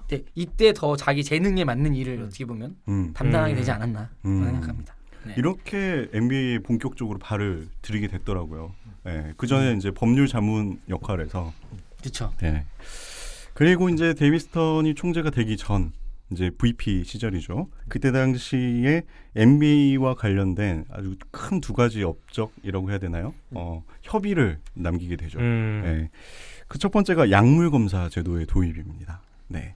이게 이제 1980년도 8월 LA 타임즈 보도에 따르면은 그때 당시 NBA 선수들의 40에서 75%가 코카인을 사용하고 있다라고 할 정도로 이 NBA 선수들의 약물 사용 문제는 굉장히 큰 이슈였던 것 같습니다. 네. 그리고 사실 이때는 가장 NBA가 주목받지 못하고 가장 어두웠던 시절이라고 70년대. 그렇죠. 우리가 저 페이스 얘기할 때도 그 얘기가 나왔었던 것 같아요. 그렇죠? 폭력과 마약과 막 이런 것들이 막 얼룩져 있던. 그렇죠. 네, 이미지도 진짜 리그 이미지도 안 좋았고 사실은 사실 두 개로 좀 쪼개져 있기도 했었고 그런 거를 이제 가장 먼저 필요한 거는 어쨌든 선수들의 이것도 큰 그림인 것 같아요. 뒤에 나온 전략과 비슷한 것 같긴 한데 먼저 일단 리그에 있는 선수들부터 이미지를 좀 깨끗하게 하자라고 해서 첫 번째로 그런 테스트를 하고 두 번째 자진 신고제를 받고 만약에 세 번째 했을 때 나오면 삼진 아웃을 시켜버리는 그러면서 이제 피닉스 선즈의 어떤 되게 유명한 선수를 바로 그 퍼스트 팀에도 들어가고 올스타도 갑자기 이름 생각이 안 나는데 제 이름은 잘 기억 못하니까 그 선수를 바로 삼진아웃 시키는 사례가 나오면서 네. 약간 아 이게 장난이 아니구나 라고 확실하게 좀 그 리그에 정착되게 됐던. 그렇죠. 네. 네. 뭔가 저는 사실 뭐 보면서 굉장히 장사꾼이라고 장사치라고 표현하기 좀 그렇긴 한데 그런 것들을 위한 사전 작업들을 굉장히 많이 했던 것 같아요. 이런 약물 검사라든지 아니면은 뭐 어떤 그 NBA 자체에 대한 상품성을 굉장히 높이기 위한 작업들을 많이 했다는 생각하거든요. 이게 남들이 많이 사갈 수 있도록 그런 거의 일환이지 않았나라는 생각을 해요. 그렇죠. 네. 네. 내부 이미지 개선 이후에 그 다음에 그 단계별로 외부나 뭐 이렇게 확장해 나가는 모습들을 보면 이게 되게 큰 그림을 그리고 접근했던 게 아닌가라는 생각이 들고 그리고 내부적으로 그렇죠. 굉장히 단호하게 시행했던 것 자체가 어떻게 보면은 크지 않았나 생각이 듭니다. 어찌 보면 저희가 그냥 그 찬양하는 걸 수도 있어요. 그냥 별 생각 없이 그냥 하다 보았는데 결과론으로 나중에 끝나고 보니까 오 이런 큰 그림 이런 걸 수도 있어요. 근데 그러지 말자. 그럴 수도 왜냐하면은 있는데 그쵸? 그러기에는 네. 많은 여러 언론이나 선수들 지금 있는 스타들도 데이비 스톤 하면은 첫 번째 말한 게 비저너리로 많이 표현하더라고요. 그래서 하여튼 그가 갖고 있는 빅픽처 하에 하나씩 좀 가지 않았었나라고 생각을 합니다. 그래요. 이게 뭐 플랜이 있었던 아니면은 했는데 좋은 결과가 나왔던 여기서 가장 그 주목해야 될 점은 NBA가 그 약물 문제에 대해서 부정하지 않고 인정했다는 사실이죠. 예. 이 NBA 선수들의 코카인 뭐 드러그 문제가 막 많다라고 돼 있을 때 우리 그거 인정한다. 그러니까 우리는 이렇게 스스로 노력하겠다라는 그 어떤 자세라고 해야 되나요? 수면 위로 끌어올렸죠. 그렇죠. 그걸 인정하고 깨끗하게 정화시키는 그런 노력의 자세가 많은 사람들한테 인정을 받지 않았나. 네. 그 아까 주인장님께서 언급하셨던 그 선수는 마이클 레이 리처드슨 선수네요. 네, 맞아요. 86년도에 연구 제명. 네. 사실 이게 왜 얘기를 하면 근본적으로 이런 생각했던 것 같아요. 지금 있는 거를 좀 갈아엎고 약간 기존에는 아까 말씀하셨던 그 계약을 다시 한번 돌이켜 보면. 되게 팀에 종속돼 있는 계약이었잖아요, 선수들이. 그렇죠. 근데 그거를 이제 변호하고 중재를 하면서 생각했던 아마 픽처일 수도 있는 거죠. 그러니까 선수와 구단이 약간 파트너처럼 변해 간다면 이 리그도 괜찮을 텐데. 혹은 그렇게 된다면 이 선수들이 더 매력적으로 보일 텐데. 이 선수들의 운동 능력이 더 잘 보일 텐데. 인원이 적기 때문에. 그리고 그 당시에는 텔레바이즈가 되게 잘 안 됐기 때문에 많이 중계가 된다면 더 이 선수 돋보일 수 있는데라고 가설을 매겼다면 사실 그때부터 픽처를 그릴 수도 있다라는 생각이 들고 그에 맞게 아마 한 게 처음에는 셀러리 캡이었죠. VP로서. 그렇죠. 예. 저희가 한번 주목해 봐야 될 그 두 가지 중에 나머지 하나가 그 셀러리 캡 상한선의 책정이죠. 이게 이제 플레이어가 전체 수익의 53%를 받는 그러니까 구단을 소유하고 있는 사람과 그다음에 그거 구단에서 뛰는 사람 선수들의 그 수익이 53%가 플레이어한테 가는 이런 셀러리 캡을 정하게 되면서 어떻게 보면은 파트너 관계가 돼버린 거죠. 그렇죠. 근데 여기엔 두 가지가 있는 것 같아요. 하나는 약간 기존까지 너무 받지 못했던 어쨌든 그러니까 저 약을 하게 된 기본적인 근간은 선수들이 돈을 많이 받지 못했죠. 그러니까 약에 손을 댄다거나 약 딜러를 한다거나 왜냐하면 몸으로는 건강하기 때문에 그렇게 하면 얘네한테 근본적인 해결은 약물 금지에 대한 뭐 룰도 있지만 이 아이가 지금 운동을 하면서 잘 벌어먹을 수 있도록 구조를 만드는 것도 중요하다는 판단이 첫 번째가 있을 수 있고요. 그리고 그 당시에는 돈이 많은 구단과 돈이 많지 않은 구단의 선수 전력 차이가 너무 컸습니다. 그렇기 때문에 이 뭔가 재미와 리그의 평준화를 하려면 기본적으로 뭔가 캡을 씌워서 움직여줘야 뭔가 동등한 조건, 비슷한 조건에서 경기를 할 수 있지 않겠느냐라고 생각해서 아마 셀러리 캡이 나오지 않았나 네, 생각합니다. 그렇죠. 이 전까지는 그 선수들이 받아야 되는 그러니까 뭐 미니멈이라고 해야 되나요? 그런 그 수치들이 따로 없었던 거잖아요. 셀러리 캡이 없었다는 거는 비싼 그러니까 돈 많은 구단은 돈 많은 만큼 다 살 수 있고 선수를 네, 돈이 적은 구단은 뭐 어떻게 할 수가 없고 이런 의미인 거죠. 그게 근본적으로 그거였고 근데 수익은 나면 그래서 우승팀을 세게 만든다. 돈이 많은 사람이 구매 경제를 만들어서 세게 한 다음에 팀을 세게 한 다음에 수익이 나면 그걸 사실은 오너가 거의 다 갖는 구조였다면 그게 두 가지가 좀 해결되는. 그렇죠. 그래서 선수들의 그 리그 내에서 권리라고 해야 되나요? 대우 이런 것들이 FA 제도 시행부터 시작해서 굉장히 많이 오르게 돼요. 예. 그렇죠. 전제는 이 NBA 리그 마켓 자체의 사이즈를 키운다는 전제가 깔려 있었던 것 같아요. 비즈니스적으로 접근을 한 거였던 것 같아요. 그렇습니다. 네. 그래서 VP 시절, 그러니까 바이스 프레지던트 시절에 약물 검사 제도의 도입, 이게 그 북미 주요 스포츠 리그 중에서 처음으로 NBA가 도입을 했다고 하더라고요. 굉장히 빨랐던 거죠. 그렇죠. 말씀하신 것처럼 나 잘못했어. 나 고쳐볼게. 인정하고, 예. 그리고 연봉 상한제를 도입한 거, 이게 굉장히 중요한 업적이 되었고, 이 두 가지 그 중요한 협의를 바탕으로 이제 84년도에 드디어 총재로서 임명이 되게 되는 거죠. 네. 그렇죠. 그럼 총재가 된 이후에 어떤 그 업적이라고 해야 되나요? 데이비스턴 총재가 있었던 시절에 NBA가 과연 얼마나 많이 변화하게 됐는지 한번 또 살펴보도록 하겠습니다. 일단 저희가 아까 말씀드렸던 것처럼 첫 번째로는 NBA 가치가 많이 올라갔죠. 어마어마하게 올라갔죠. NBA 가치가 데이비스턴이 오고 나서가 어마어마하게 올라갔죠. 수치로 저희가 조사한 수치로 따르면은 그 당시에 물론 통화 가치가 좀 변동될 수는 있으나 84년도에 리그의 가치는 한 165 밀리언 달러. 거의 한 워싱턴 한 구단? 모든 기준이 워싱턴이죠. 그 정도 1 워싱턴. 그렇죠. 1 워싱턴. 화폐 단위로 쓸까요? 그렇죠. 근데 지금은 2013년 기준으로 하면 은퇴하시기 직전 기준으로 보면 5.5 빌리언이니까 뭐 다들 산수하실 수 있잖아요. 네. 한 어느 정도 수니까요? 한 진짜 한 40배, 50배? 그렇죠. 50배? 계산 잘못한 것 같은데. 어쨌든 대단히 많은. 그렇죠. NBA TV 수익으로 놓고 보면은 이 데이비스턴 총재가 있었던 당시에 TV 수익이 40배 정도 상승을 했고, 그쵸. 그다음에 선수 수익으로 놓고 봤을 때 25만 불에서 500만 달러, 그러니까 미니멈이 그 정도 됐으니까 한 20배 정도 상승을 한 거죠. 그렇죠. 그리고 오늘 경기장에 방문한 사람의 수도 거의 2배로 증가했기 때문에 뭐 이런 면에서는 저한테 폭발적으로 증가하지 않았나. 그렇죠. 특히 미디어 관련해서 굉장히 그 확장성을 확보하려고 많이 노력을 했던 것 같아요. 네, 그게 여러 가지 그 데이비스턴이 잘했던 일 중에 하나인 것 같은데요. 그러니까 그 당시에 사실은 예전에 경기는 녹화 중계 방송을 했다고 해요. 그 당시에 저도 안 살아 있었기 때문에 그 약간 그 당시에는 플레이오프도 녹화 중계를 해서 그쵸. 경기가 벌어지고 2시간 후나 3시간 후에 이렇게 진행을 했었어서 그 당시에는 NCAA나 MLB나 다른 그 경기보다도 시청률이 훨씬 떨어지는. CBS가 주간사였는데 그것보다도 인기가 훨씬 없는 스포츠로 좀 포지셔닝이 되어 있었었고 그리고 그 당시 80년대 초에 미국에서 로컬 케이블 TV가 되게 많이 생겨나고 케이블 TV가 생기면서 약간 데이비스턴은 CBS 내셔널 와이즈 방송은 주고 케이블 방송국에게도 시도를 해보는 거죠. 경기 방송을 할 수 있게.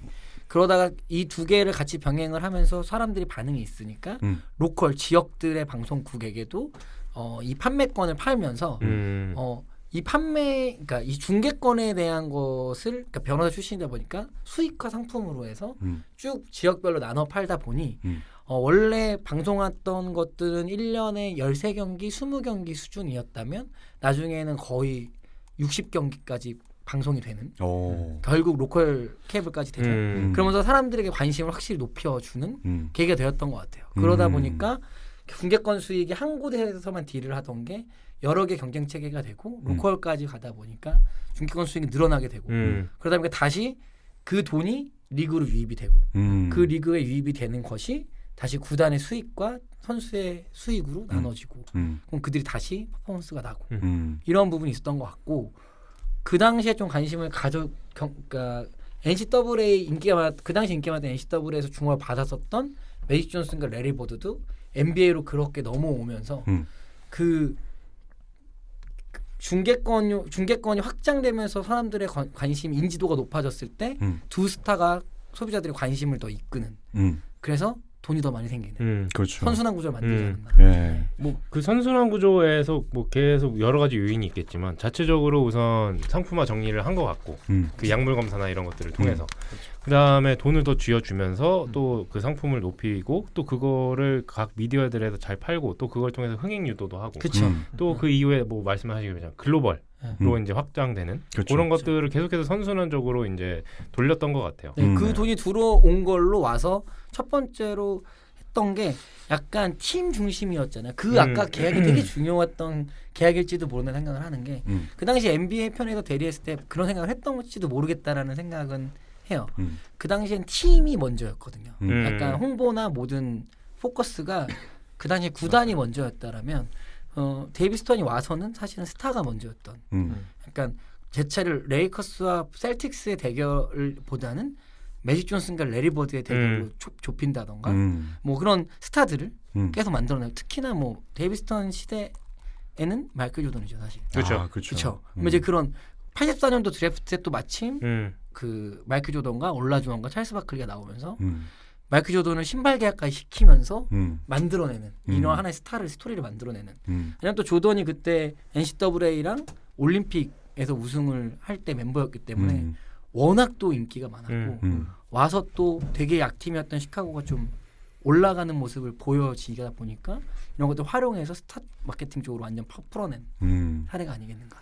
잠깐 정리해 보면 일단 미디어를 확장시키고, 그렇죠. 네, 그다음에 마케팅의 어떤 그 구도를 팀에서 개인으로 그렇죠. 바꾸고 네. 이 스타 플레이어들의 라이벌 구도를 형성한 건 정말 획기적인 것 같아요. 그렇죠. 스토리라인도 잘 만들었던 것 같고요.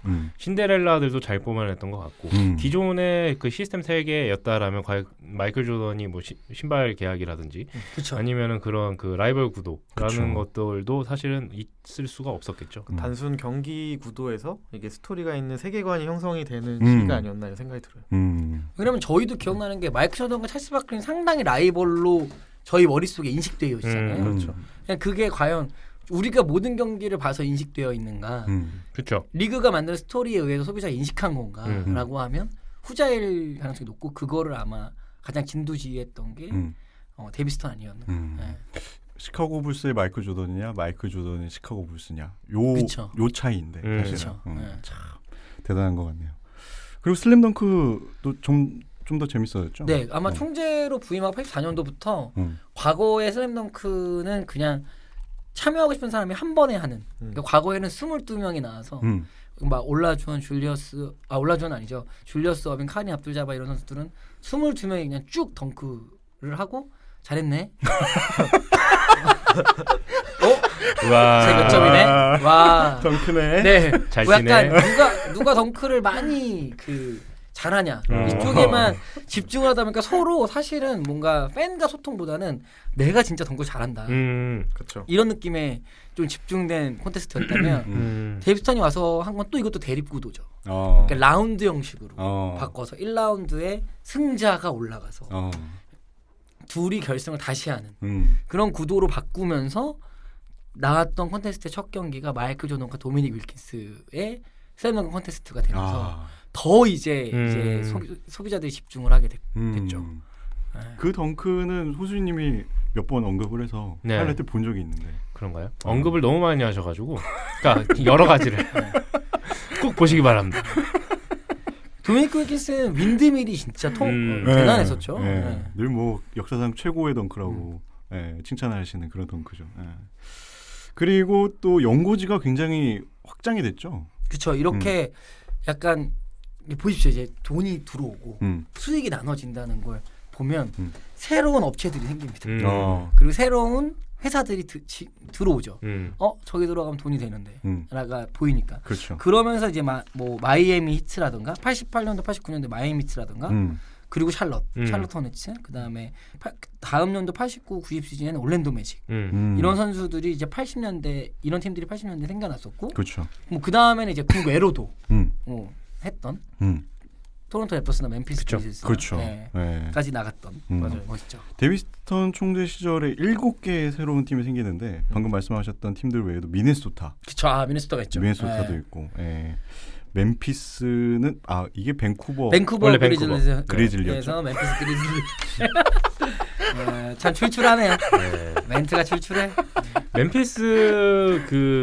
멤피스가 아니라 밴쿠버 그리즐리즈 옛날에 그 유니폼이 저는 언뜻 생각은 나는데 아주 깐진하죠. 솜이 약간 이렇게 울부짖고 있고 맞아요. 약간 연녹색이라고 해야 돼요? 옥색 느낌의 그 유니폼 바탕색? 그 팀의 상징이 곰이었나요? 네, 그리즐리즈.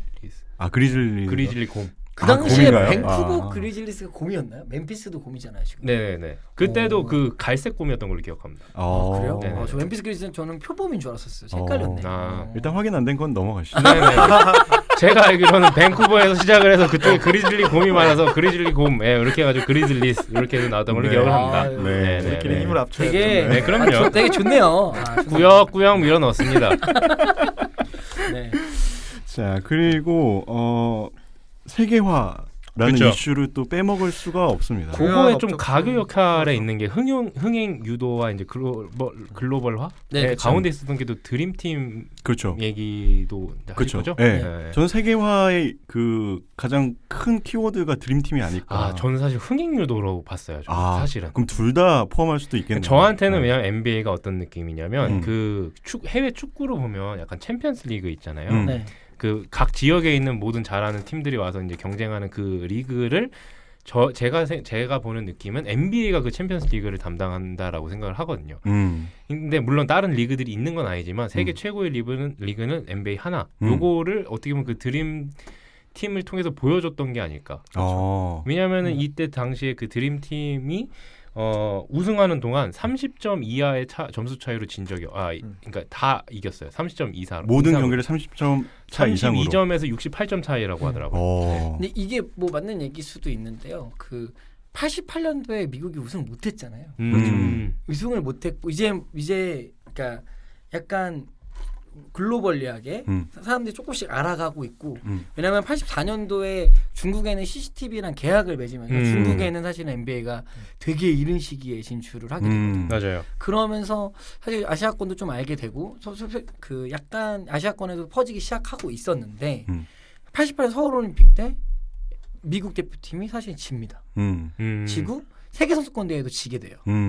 그러고 나서 데이비스턴 감독이 이렇게 됐을 때는 NBA 리그가 전 세계 탑이 될 수가 없는 거죠. 그리고 그 84년도에 우승할 때도 점수차가 좀 줄어드는 걸 보고 선수들이 뭐 저렇게 줄어들어도 절대 오래 질 일 없다 이런 식으로 했을 때 데이비스턴은 그러지 않을 것 같다. 결국엔 우리가 몇 번 질 것 같다라고 얘기했던 인터뷰가 그렇죠. 좀 최근에 회자되더라고요. 그래서 얘기했던 게 그러고 나서 그 말이 실현이 되고 88, 90이 지고 나서 92에 이제 그 데이비스턴은 지금이 딱 맞을 때다. 본때를 보여줘야 된다. 라는 생각으로 아예 NBA 선수가 올림픽 가는 거를 그때까지 못 나가게 돼 있었으니까 아마추어 선수만 나갈 수 있으니까 약간 프로 선수도 풀어주면서 92년도 바르셀로나 올림픽은 기점을 퍼져나간 거죠. 그렇죠. 그때 올림픽위원회 그 장들이랑 얘기를 따로 했다고 해요. 그러니까 아마추어 선수들 위주로 구성됐던 선수단을 NBA 그 프로 선수들 위주로 그렇죠. 이제 짜면서 그 NBA 선수에는 이런 선수들이 뛴다라는 걸 저는 보여줬다라고 생각을 했거든요. 그렇죠. 맞아요. 그렇기 때문에 NBA라는 리그는 니네들이 이렇게 선망할 수 있을 만한 리그다. 이곳에 와서 뛰어라. 뭐 이런 약간 느낌? 드림 리그를 보여주는. 아마 그게 글로벌의 시점이었던 것 같아요. 네. 아마 저는 이제 거기서 이제 흥행 유도. 데이비스턴 총재는 그 88년도에 어떻게 보면 패배를 원하지 않았을까 이런 생각도 좀 들고 그리고 이제 그 언젠가 한번 이런 과정을 겪어야 이제 훗날에 이제 NBA에서 좀 글로벌라이제이션 하는데 좀 계기가 될 것 같다는 그렇죠. 생각도 들고 그 이게 해외로도 많이 알려졌지만 90년대에는 또 반대로 그 유럽이나 뭐 남미 선수들이 NBA로 많이 진출하는 시기였기도 한 것 같아요. 그래서 역으로 그게 선순환 또 되면서 이제 이런 글로벌적인 인기도 같이 올라가지 않았나 이런 생각이 듭니다. 확실히 그 드림팀의 구성 그리고 그 드림팀이 보여줬던 그 쇼킹한 능력 이 올림픽이라는 무대를 통해서 전 세계로 이렇게 퍼져 나가면서 그렇죠. 이 뭐랄까 저희도 사실 그 어떤 추억이라고 해야 되나요? 저희가 어렸을 때 봤던 농구 만화책들이 그 드림팀을 이렇게 본따서 만든 만화책도 되게 많았던 것 같고 문화적으로 각 세계에 퍼져나간 그 영향력을 무시할 수가 없다. 전 이렇게 생각을 하고 있었죠. 왜냐하면 그때 92년도가 진짜 이제 여러 가지 통신 및 미디어도 글로벌리 이제 약간 스타트를 조금씩 이제 퍼져나가고 있을 때였고 그런 와중에 마이클 조던은 그럼에도 불구하고 입소문으로만으로도 전 세계적으로 이미 인지도가 있었고 맞아요. 왜냐하면 너무나 많은 스타들이 이미 마케팅으로 전달은 돼 있는 상태인데 실제로 자주는 못 봤던 거죠. 여러 나라 볼 기회가 없었죠. 네. 저도 지금 막 생각나는 건데 저도 어렸을 때 마이클 조던이라는 사람만 알고 시카고 불스라는 모자를 사서 수영장에 갔다가 잃어버렸던 기억이 있네요. 네, 그만큼 물론 선수도 직접 본 적은 없지만 마이클 조던과 시카고 불스라는 팀은 알았던. 그렇죠. 그때 뭐 그때 당시 뭐 NBA라는 거를 몰랐겠지만. 그렇죠. 제가 그때 어렸을 때 그 농구 골대 집에 설치하는 거 있잖아요. 거기 백보드에 마이클 조던이 그려져 있었고 실제로. 그다음에 그 종우 플라스틱 그거 말씀하시는 거죠? 플라스틱. 예. 저는 또 이제 재벌이신 줄 알고. 그 정도는 안 되고. 평소에 친하게 지낼 걸. 그 덩카드 몇 개 또 이렇게 부숴먹고 그랬는데. 그렇죠. 그리고 저희가 실제로 이렇게 즐겨보던 만화에서도 NBA 팀을 따서 그렇게 하고 그랬으니까 그러면서 이제 저희도 사실 한국이라는 나라에서도 그런 것들을 알 수 있게 되는 어떤 결정적인 계기 이벤트가 아니었나. 맞죠. 왜냐하면 드림팀 다큐멘터리 보면 존 스타크턴 이렇게 지나갈 때 나 누군지 아냐고 물어보면 몰라요. 스페인 사람들이 몰라요. 왜냐하면 또 아저씨가 동남아시처럼 생겼잖아요. 익숙하게 생겼어요. 그 다큐멘터리에 제가 누군지 아냐? 근데 모르고 누구냐 이러는데 나 드림팀이다라고 했을 때 막 반응을 하는. 그렇죠. 이건 뭐 누군데 막 이러면서 반응하는. 그 뒤에를 돌아봤더니 자기가 아는 선수들이 오니까 막 경악하는 뭐 이런 다큐멘터리 있거든요. 그만큼 바르셀로나 올림픽에서 드림팀은 되게 상징적이었고 그래서 나 보여줘 아까 혜인님 말씀하신 거기서 보여준 퍼포먼스가 너무 잔인할 만큼 강했고 그리고 너무 그러니까 너무 압도적인 거를 알게 됐고 그거를 각 나라의 대표들이지만 정말 어떤 것도 할 수 없다라는 거를 전 세계 올림픽은 어쨌든 전 세계에 중계가 됐기 때문에 그러면서 이제 NBA는 그런 신호탄을 쏘게 되죠. 한 단계 업그레이드 되는 그런. 저한테 사실 드림팀은 미국의 드림팀은 그러니까 뭐 92년도에는 제가 이제 제대로 TV를 못 볼 때니까 그 04년도인가요? 08년도인가요? 미국 그 르브론이랑 멜로 같이 뛰었던 그 팀이 저한테는 사실 드림팀이에요. 그 리드림 팀이죠. 네. 저는 사실 저한테 드림팀은 그 팀인데 이거의 근원을 찾아가다 보니까 92년도까지 내려가더라고요. 네. 그런 스토리도 많았죠. 데이비스턴 총재를 얘기하다 지금 조던은 넘어와서 그렇긴 한데 그 당시에는 이제 나이키하고 아디다스도 글로벌리하게 휴즈 시장에서 이제 붙기 시작할 때여서 심지어 이제 그 NBA의 총 스폰서가 나이키가 아니어서 조던은 이렇게 국기로 그 로고를 가리고 있었던. 왜냐하면 나이키랑 계약은 조던이 맺고 있었으니까 뭐 이런 식의 스토리도 그 당시에 너무나 일파만파 퍼져나가다. 막 영웅 만들기에 계속적으로 왜냐하면은 이 슈즈 시장에 있던 큰 거물들도 돈이 많은 기업들도 이들이 더 많이 알려주고 이미지가 더 좋아지면 좋아질수록 자기의 이익이 좋아지기 때문에 아낌없이 돈이 막 쏟아져 부어 들어오는 리그로 그걸 만들어낸 게 이제 데이비스턴이라고 보시면 될 것 같아요. 그렇습니다. 자 그리고 세계화의 일환으로 저희가 아까 언급했던 캐나다로의 어떤 연고지 확장, 이것도 굉장히 큰 어떤 큰 사건이었죠. 큰 확장이라고 저는 보고 있거든요. 그렇죠. 가까운 국가이지만 명확하게 미국이 아닌. 그렇죠. 미국이 아닌 나라에. 그 토론토 랩터스라는 토론토와 이제 밴쿠버 두 개의 나라의 도시에 두 개의 도시에 한 개의 나라 두 개의 도시에 제가 그렇잖아요. 또 이런 그 중간 중간에 그 퀴즈들이 나오기 때문에 그런 거 맞추는 재미 또 쏠쏠해요. 그렇기 때문에 어쨌든 그 캐나다로 이제 진출을 하게 됐고 그렇죠. 이때 이제 올라주원은 이제 84년도에 왔었으니까요. 그러니까 그 이후로 이제 아프리칸에도 이제 많은 뭔가 캠프를 꾸리는 사실은 이제 이 캐나다 도시 그 구단이 그 런칭하기 전에 그 중간에 뭐가 있냐면 지역별로 NBA 캠프들을 만들기 시작합니다. 국가별로. 네, 약간 뭐 특히나 아프리카 처음이 들어왔었고 왜냐면 워낙 운동 능력이 좋은 선수들이 많았었기 때문에 그리고 올라주원이나 여러 아프리카 출신의 NBA 소속이 있었기 때문에 그런 선수들을 하고 나서 캠프들을 꾸려 나가면서 글로벌리 좀 첫 번째 스텝을 쌓고 그 다음에 이제 캐나다로는 직접적인 구단까지 만들었던. 네. 바스켓볼 위드아웃 보더라는 그 캠프는 이탈리아에서 맨 처음으로 이제 열리기도 했고, 하여튼 그 중국, 뭐 아까 말씀하셨던 CCTV와의 계약, 뭐 그리고 남미, 뭐 이탈리아를 이제 기반으로 한 유럽까지 굉장히 많은 해외 진출을 하였던 시기가 아닌가. 예, 처음으로 NBA가 이렇게 재밌는 경기다라는 거를 많이 전 세계 사람들한테 보여주려고 노력을 굉장히 많이 했던 게 아닌가. 그렇죠. 네. 전 사실 이 시대에 중국에다가 먼저 그러니까 이렇게 이런 제안을 하고 거래를 텄다라는 게 사실은 되게 해안이라고 생각을 하거든요. 인구가 많으니까. 그러니까 인구가 많은 건 사실 어디든 있어요. 인도네시아도 있고 사실 인도도 있는데 그때 사실 중국이 이렇게 큰 와중이었는지도 사실 저는 잘 모르겠고. 해서는 아직은 다 안 갔대죠. 네, 아직은 이렇게 막 그 수면 위로 올라오지 않은 중국 시장에다가 우선 이렇게 그 던진 것 자체가 저는 해안이라고 생각해요.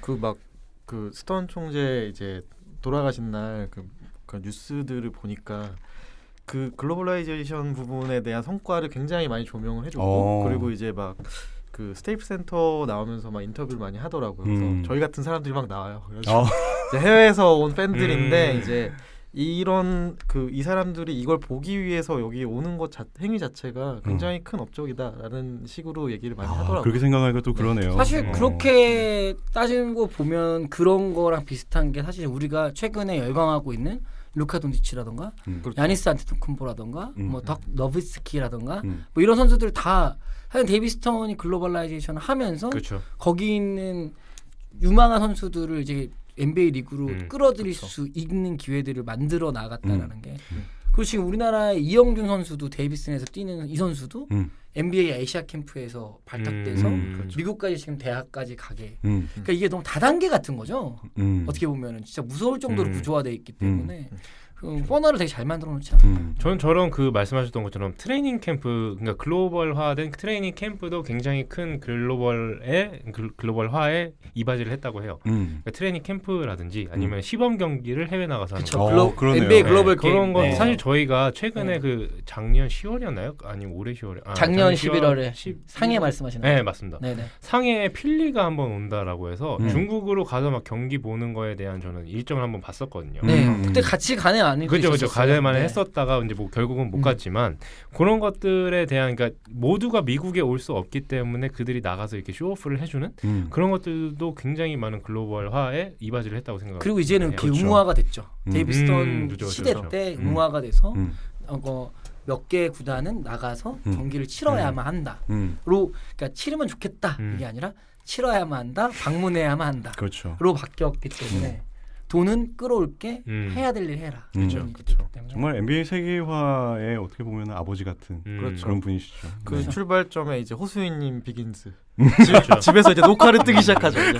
아 그러네요. 네, 그 키드네요. 네. 네. 사실은 그런 비슷한 걸로 따지면은 NBA 디벨롭먼트 리그 지금의 G리그도 네. 사실 데이비스 턴이 만들었던 거죠. 그렇죠. 네. 네. 이제 저희가 NBA 가치를 많이 높이고 또 세계화에 앞장선 어떤 업적들을 또 얘기해봤는데 그 외에도 많은 사건들이 있었죠. 데이비스 턴 총재 기간에 드레스 코드를 제한한 사건이 있었죠. 네, 그렇죠. 과거에 이제 저희 앞에서 말씀드렸던 약물을 했던 선수들에 대한 약물 제도로 의해서 뭔가 리그가 좀 정화된 느낌을 줬다라고 하면 이게 돈이 쏟아져 왔었지 않습니까? 그러면서 이제 고등학교 졸업하는 선수들이 이제 뭔가 그 돈을 막 쓰게 되고 뭔가 돈을 벌었는데 사회적 문제를 일으키고 그리고 약간 그 돈을 많이 벌었는데 뭔가 그 밖에 있는 소비자들한테 보여질 때 난 스타인데 되게 거지같이 있고 되게 약간 그냥 빈민처럼 있고 껄렁껄렁. 네, 이렇게 하면서 약간 이게 좋지 않은 사회에 영향을 미친다고 판단을 해서 그쵸. 코트 사이드와 그 인터뷰 시에는 약간 수더블 하거나 블레이저는 최소한 입어야 되는 룰로 변경을 했죠. 그래서 앨런 아이버슨의 인터뷰 모습과 최근에 르브론 제임스의 인터뷰 모습을 보면 약간 되게 수럽과 약간 되게 껄렁껄렁. 힙합한 느낌으로 좀 다른. 물론 요즘 들어서 많이 완화됐다라고는 그쵸. 하지만 그때 당시에 이제 그 선수들이 얼마나 아이콘화 됐겠어요. 근데 그 선수들을 이제 앞으로 따라하게 될 영향력이 막대하다 보니까 그렇죠. 그 사람들을 따라하게 될 어린 친구들에 대한 영향력까지도 어느 정도 좀 고려를 했다라고 생각을 하고 이때 아이버슨이 아마 막 이 발표 이후에 반발이 이거는 엄청 발반했죠. 흑인 문화에 대한 뭐 그쵸. 디스리스펙이다. 그죠. 뭐 힙합 문화에 대한 뭐 그거다. 뭐 나를 뭐 맞아요. 공격하는 거다. 뭐 이런 인터뷰를 봤던 것 같아요. 왜 이것도 하나의 컬처인데 그렇죠, 이걸 왜 못 받아주느냐. 그때 콜로우도 아마 안 됐다라고. 네, 콜로우도 안 했던 됐고. 걸로. 헤드폰도 끼면 안 됐었어. 그것도 많이 이제 그거는 이제 일종 흑인의 인권이 상승되면서 좀 많이 했지만 그냥 그 데이비스턴은 이렇게 봤던 것 같아요. 너희가 이제 이미지화된 상품이 돼서 돈을 많이 벌고 있는데 너네가 끼칠 영향력은 선한 영향으로 갔으면 좋겠지. 너가 악 영향력을 미쳐서 냉정하게 말하면 내 상품이 이미지가 더러워지는 거 싫어. 그렇죠. 수도 있습니다. 아니면 미래에 대한 수입원들이 돈을 더 이제 쓸 수 있도록.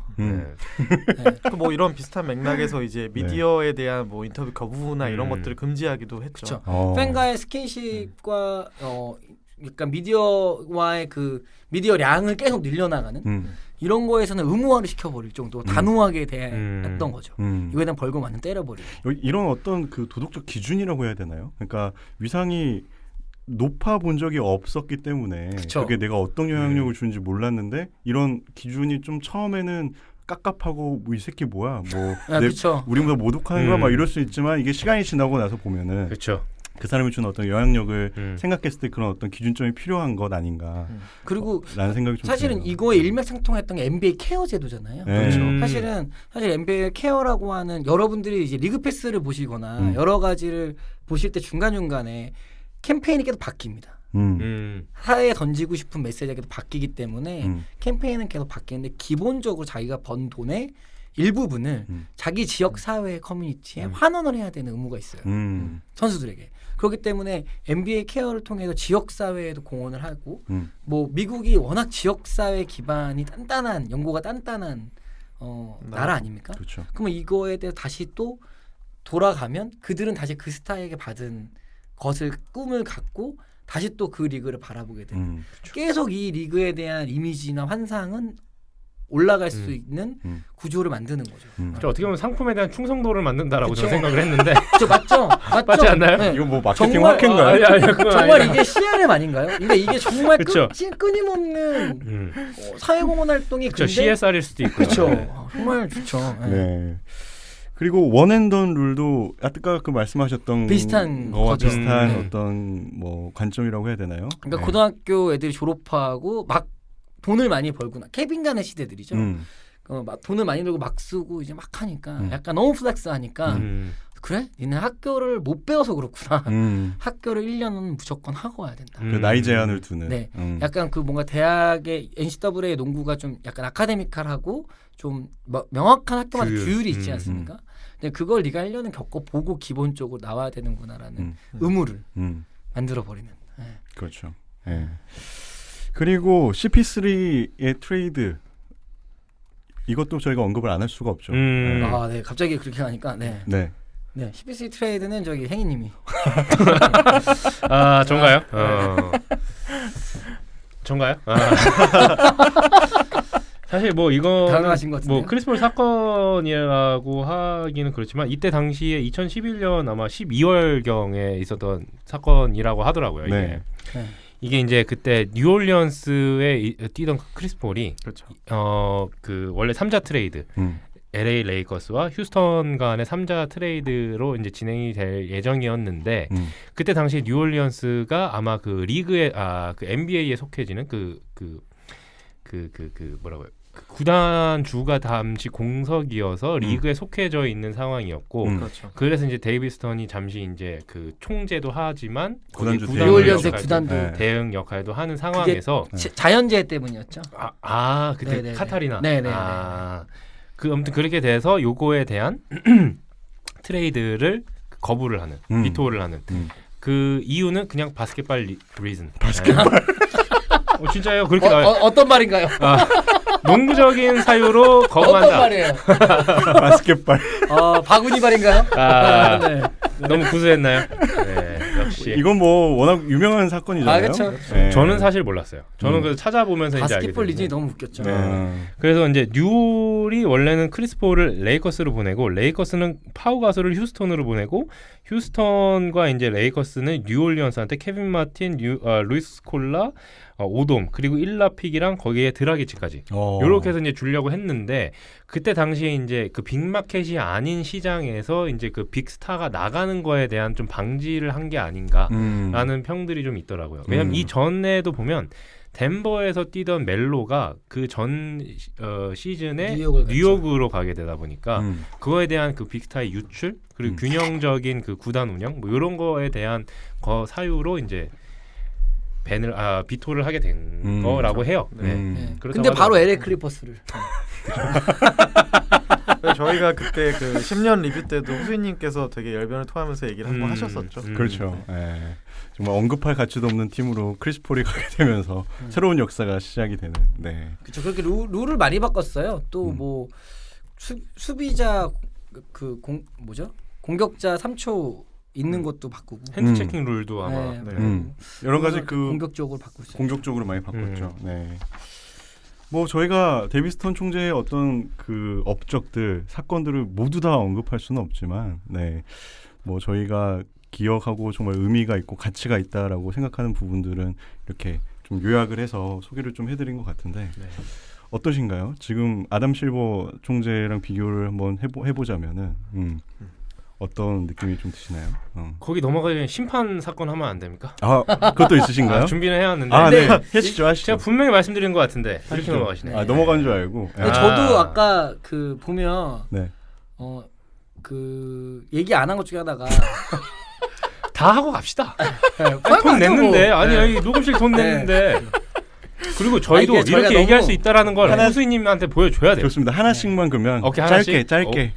네, 사실은 제가 저는 요약해서 데비스턴을 되게 경영자로서 높게 보거든요. 근데 데비스턴이 가장 그 여러 가지는 이제 제가 딱 봐도 수익 관련된 것들을 진짜 많이 하면서 이걸 다시 사회에 환원하면서 다시 이렇게 선순환 구조를 만드는 그걸 되게 잘하는 사람 같은데 저는 사실은 그 중에 하나로 약간 지금 시도 중에다가 이제 아담 실버에 넘겨주고 갔다라고 보는데 저는 WNBA 리그를 만들었다는 것도 되게 의미가 있었다라고 생각하거든요. 그러니까 이제 지금까지는 단순히 그러니까 이 리그, 그러니까 NBA라는 브랜드의 가치를 올리기 위한 어떤 여러 가지 활동들을 했고 확장들을 했고 그걸 다시 어린 친구들 이제 나중에 큰 소비자가 될 어린 친구들에게도 정말 좋은 인식을 심어주고 해서 NBA 브랜드라는 브랜드가 정말 선순환 구조로 클 수 있도록 만들었다면 이거를 다시 다른 걸로 시도해보는 의미는 사실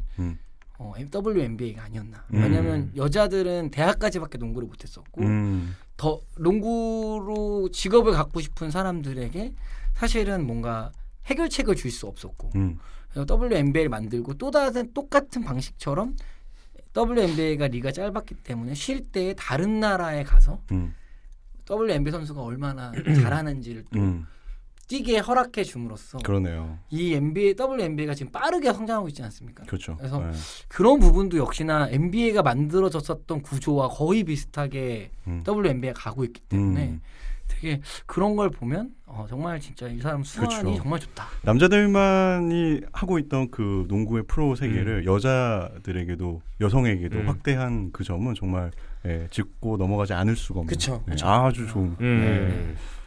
왜 또 행인님은 저거에 비하면 굉장히 경중이 좀 떨어지는 것 같긴 한데 북미 역사상 굉장히 좀 심판 관련된 그 좀 큰 스캔들이었다라고 하는 게 이제 팀 도나기 도나기 맞나요?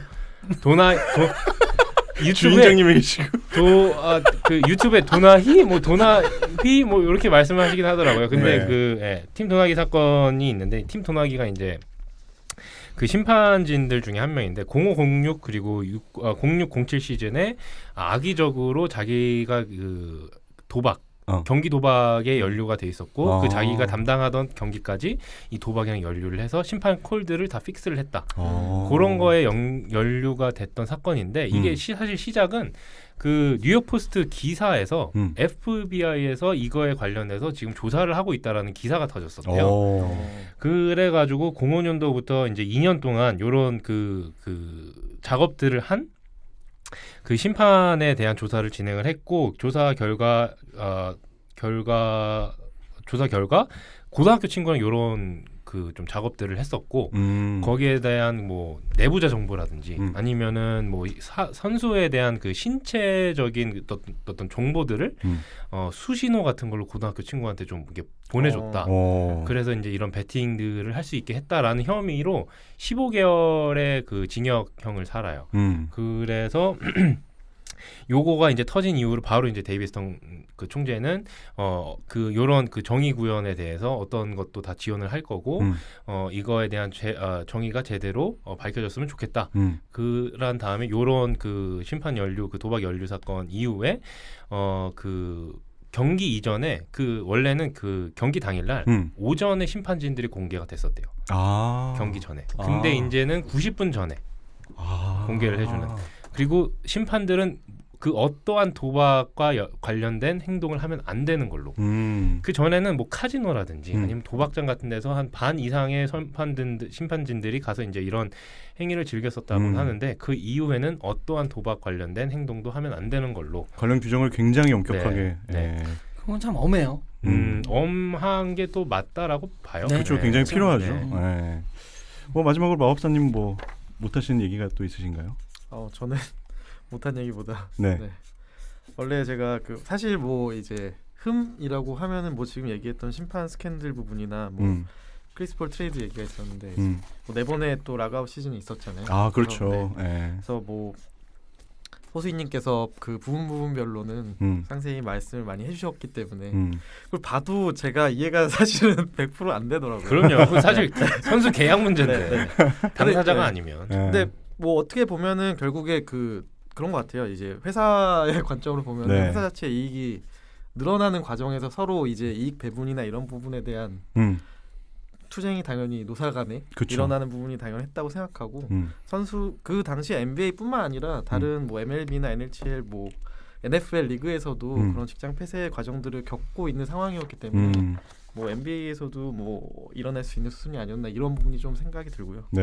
근데 요거 과정을 통해서 어떻게 보면은 지금 현재 좀 선수들의 권익이 좀 많이 보장된 부분도 있고 오히려 그 당시에는 이제 선수 뭐 이 4번의 과정 중에서 이제 뒤에 2번 같은 경우는 이제 앞단에는 조금 더 선수들에게 불리한 과정을 해소해주는 과정이었다면 이제 뒤에는 오히려 이제 구단 선수 쪽으로 너무 많은 이익이 배분되는 것을 좀 구단으로 좀 밸런스를 맞추는 그런 과정들이 아니었나 이런 생각이 들고 그렇죠.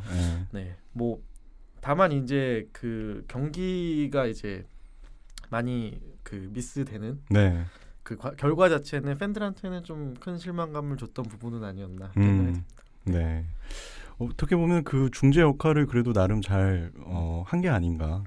그 이익 관련 부분은 되게 민감하기도 하고 어떻게 보면 선수들 입장에서는 이 한 시즌 내가 건강할 때 많이 본 게 평생 가는 건데. 그렇죠. 뭐 파슨스도 그렇잖아요.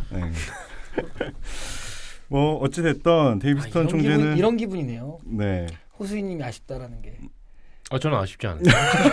이게 뭔가 준비를 하긴 했는데 막판에 정리를 안 하고 들어오니까. 그렇죠. 네, 정리 지금 하고 있죠. 애매하게 너무 못한 것 같아서 너무 아쉽네요. 네. 어쨌든 데이비스턴 총재가 어떻게 NBA에 들어왔고, NBA에서 어떤 입적을 이뤘고, 결국에는 2012년 10월 25일 날 발표를 하죠. 2014년 2월 1일부로 총재를 이제 넘기겠다. 그렇게 하면서 총재직에서 물러나게 되고, 2014년도에는 네이스미스 농구 명예회전당에 헌액이 되고 그다음에 2016년도에 FIBA 명예회전당에도 입성이 되시는 그런 업적을 남기셨습니다. 자, 뭐 얼추 데이비스턴 총재에 관해서 저희가 한번 1시간 정도 훑어봤는데 굉장히 좋은 시간이었던 것 같네요. 공부도 많이 됐었고 아마 저희가 방송 중에 틀리거나 혹시 좀 헷갈리거나 이랬던 부분들은 분명히 다음 시간에 또 호수님이 교정을 해주시겠죠. 그렇죠. 오늘 한번 카톡이 올 거고요. 굉장히 오랜만에 그 입문자를 위한 NBA 입문자를 위한 어떤 그런 수준으로 굉장히 저희가 쉽게 잘 설명을 하지 않았나. 자화자찬을 좀 해보고 싶습니다. 네, 그렇죠. 오늘 굉장히 또 다들 열심히 준비해 오셔서 네, 아쉽네요. 본 거에 비하면 너무 조금 잘 못 말해서. 굉장히 잘하셨어요. 중간중간 어디로 튀지 않나 굉장히 조마조마했는데. 조마조마하다니 뭔 말인지 알겠어요. 라인을 아주 잘 따라오셔가지고 굉장히 좋았습니다. 자, NBA 온 에어 시즌 5 11번째 방송은 네, 이쯤에서 마무리를 좀 해야 될 것 같습니다. 저희가 오랜만에 방송 시간을 오래 넘기지 않고 네, 마무리할 수 있어서 너무 좋네요. 그러게요. 네. 날씨가 굉장히 추워졌는데 다들 감기 조심하시고 비도 오고 있죠. 네. 그리고 저희가 저번 방송에서 못 드렸던 말씀 청취자 여러분들 새해 복 정말 많이 받으시기를 새해 복 많이 받으십시오. 네, 바라겠습니다. 그럼 저희는 다음 주에도 또 재밌는 방송을 준비해서 찾아뵙도록 하겠습니다. 모두 고생하셨습니다. 방송 마치겠습니다. NBA 온 에어.